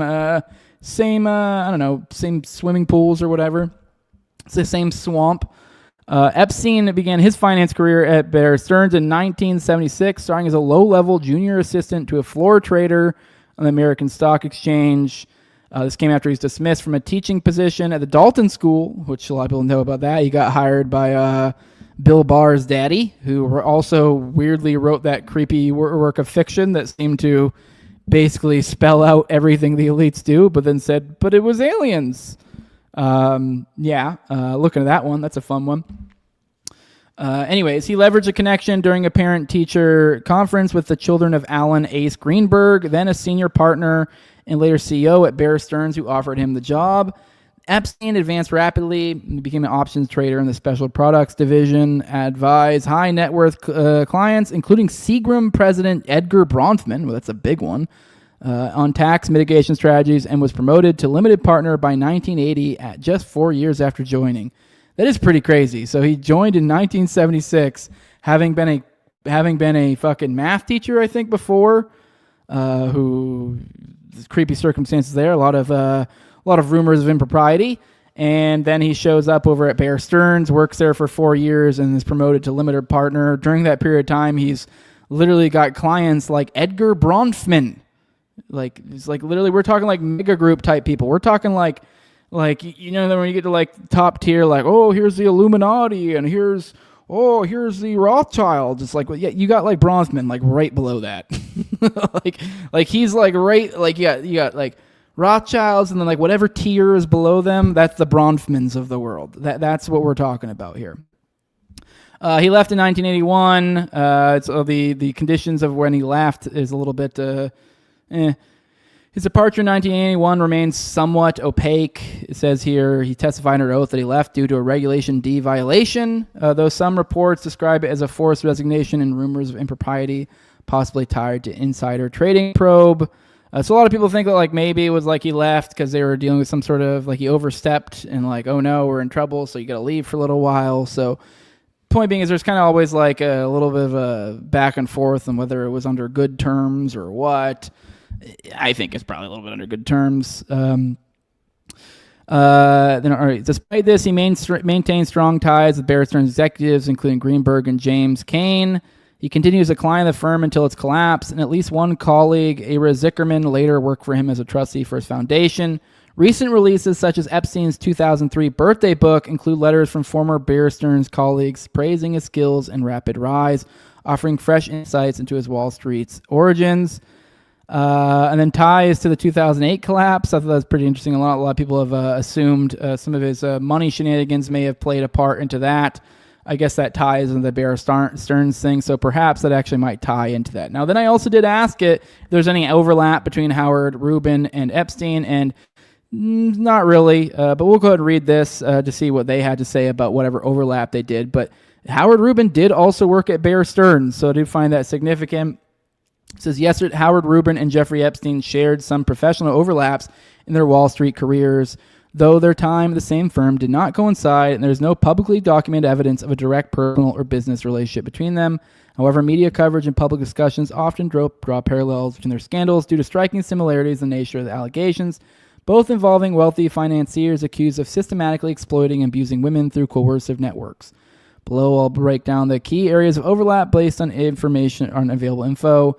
Shared professional background at Bear Stearns. Both men worked at the investment bank near Bear Stearns, which was a key player in high-risk trading and mortgage-backed securities before its collapse in 2008 amid the financial crisis. Epstein joined in 1976, then became the limited partner in 1980, and then was left in 1981. Now, Rubin, known as a pioneering mortgage bond trader, joined Bear Stearns in 1987, so 6 years after Epstein left, after being fired from Merrill Lynch following a massive $250 to $275 million trading loss in mortgage securities.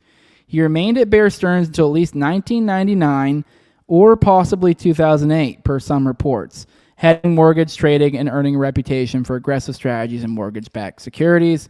Their tenures did not overlap. Epstein left 6 years before, so there's no indication they worked together directly. That said, Bear Stearns is a relatively small, aggressive firm with a tight-knit culture under leaders like Alan Ace Greenberg and Jimmy Kane, so it's possible they shared indirect networks through alumni or clients. Epstein maintained ties to Bear Stearns executives and invested in its hedge funds post-departure, including a $57 million stake in a fund that collapsed in 2007, contributing to the firm's downfall. Rubin, meanwhile, was a key figure in the MBS space that fueled the 2008 crisis, which indirectly tied into Epstein's investments. So that's interesting. In the money side of things, and the fact that this is a small group, so it is kind of, it at least implies perhaps there's network nodes there that are being tapped in by multiple people. Epstein, post Bear Stearns, founded his own wealth management firm, and catering to billionaires like Les Wexner. No shared clients or deals between them have been reported. They point out the similarities in scandals. I don't think there's anything else worthwhile pointing out there. But yeah, I thought it was interesting to just at least point out hey, these guys are coming from the same circles. So I don't know. I think maybe it's rife for there being some interesting info that comes out of this soon. We're still pretty early on in this. So yeah, keep an eye out. If you guys see anything on this front, tag me for sure. But all right, let's roll through the chat, and then I think we're gonna play our outro and get on out of here. Let's see what you guys got to say.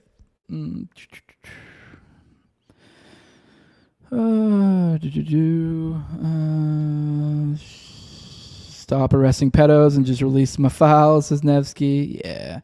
PJR she's been trying to get, who's trying to get me to take my shirt off? I'm not taking my shirt off unless you think there's money for it there, and I will take my shirt off. I'm not against selling myself. It depends on what myself is, I guess. Good morning everybody. Who else? Anybody else in here? It says, Nevsky says, no internet pedo detectives have ever mentioned this Howard Rubin before. I don't know what to mention. I mean, this just, I think, dropped. I mean, there was that 2022 thing, though. So I think this is newer info. So we'll see. What else we got? What else is there? So now you believe the feds and all this, is Nevsky? No. I mean, we can go through charging documents. I'm open to this being incorrect. Now, this is a weird angle here. But No, I don't believe the feds in all this. If anything, I think probably it's worse than they're saying. So, no, I don't believe the feds. But I'm also open to this is some weird setup, but it does seem like a bizarre setup. So, especially on one of those guys whose name is always in 3 parentheses. But I don't know. Weirder things have happened, I guess. Nevsky's saying Ryan Dawson never exposed the guy. I'll be honest with you, I don't really fucking care. I don't have anything bad to say about his research. I've never really looked. People always bring it up. I've never particularly been, anything, especially lately, he's been kind of weird about some stuff. So I don't fucking know. I don't know. It doesn't mean, whether Dawson did or did not do anything really doesn't mean a whole lot to me. So no shade meant. I don't know. People bring that up as if it means something. Like, okay. I don't know. I've never really followed his content enough to really give a shit, to be honest. So,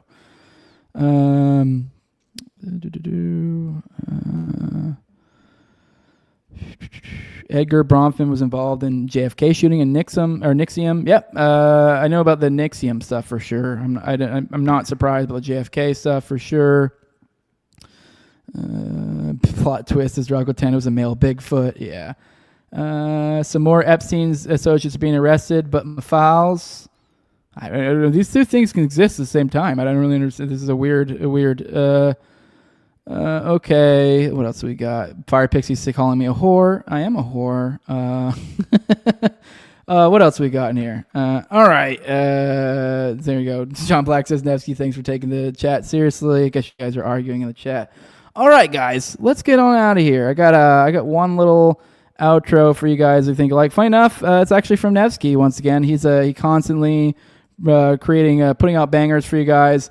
Although I should have played this one earlier. This is actually one that I'm surprised I didn't bookmark before this. It wasn't until Nevsky sent me a DM of it, because I did make a post on it like a week ago. It was fucking hilarious. It was one of the greatest things ever. But you guys will see it in a second. But for those who want to support what I'm doing over here, leave a like, share, subscribe, comment, leave a 5-star review on iTunes or Spotify. Follow me on Twitter at TowerGangJose. Also, you can. Why am I fucking up the plugs? YouTube, Rumble, all the major art packagers. Those are spots you can find me at. For those who want to support me in the best way you really can, that's with money over at patreon.com/NoWayJose2020. The lowest level is $2. That's where you get access to early episodes. For example, like I said, I got Nick Bryant coming on tomorrow, and then I think the day after that, I'm doing an episode on the Days of Lead or Years of Lead. So pop in for those, and if you're a patron, you're getting them weeks early. You also get an ad-free RSS feed. You also get access to a Telegram, and you get access to pre-show, post-show, and access to video calls for me and Austin's weekly live call-in show, Ari Dad, which is on Tuesdays today at 9:30 p.m. Eastern. We are short a guest if you guys want to tag someone and get them in that bitch. But my highest and then at the highest level is my sponsors, and I read them off every episode as a big thank you for everything they do.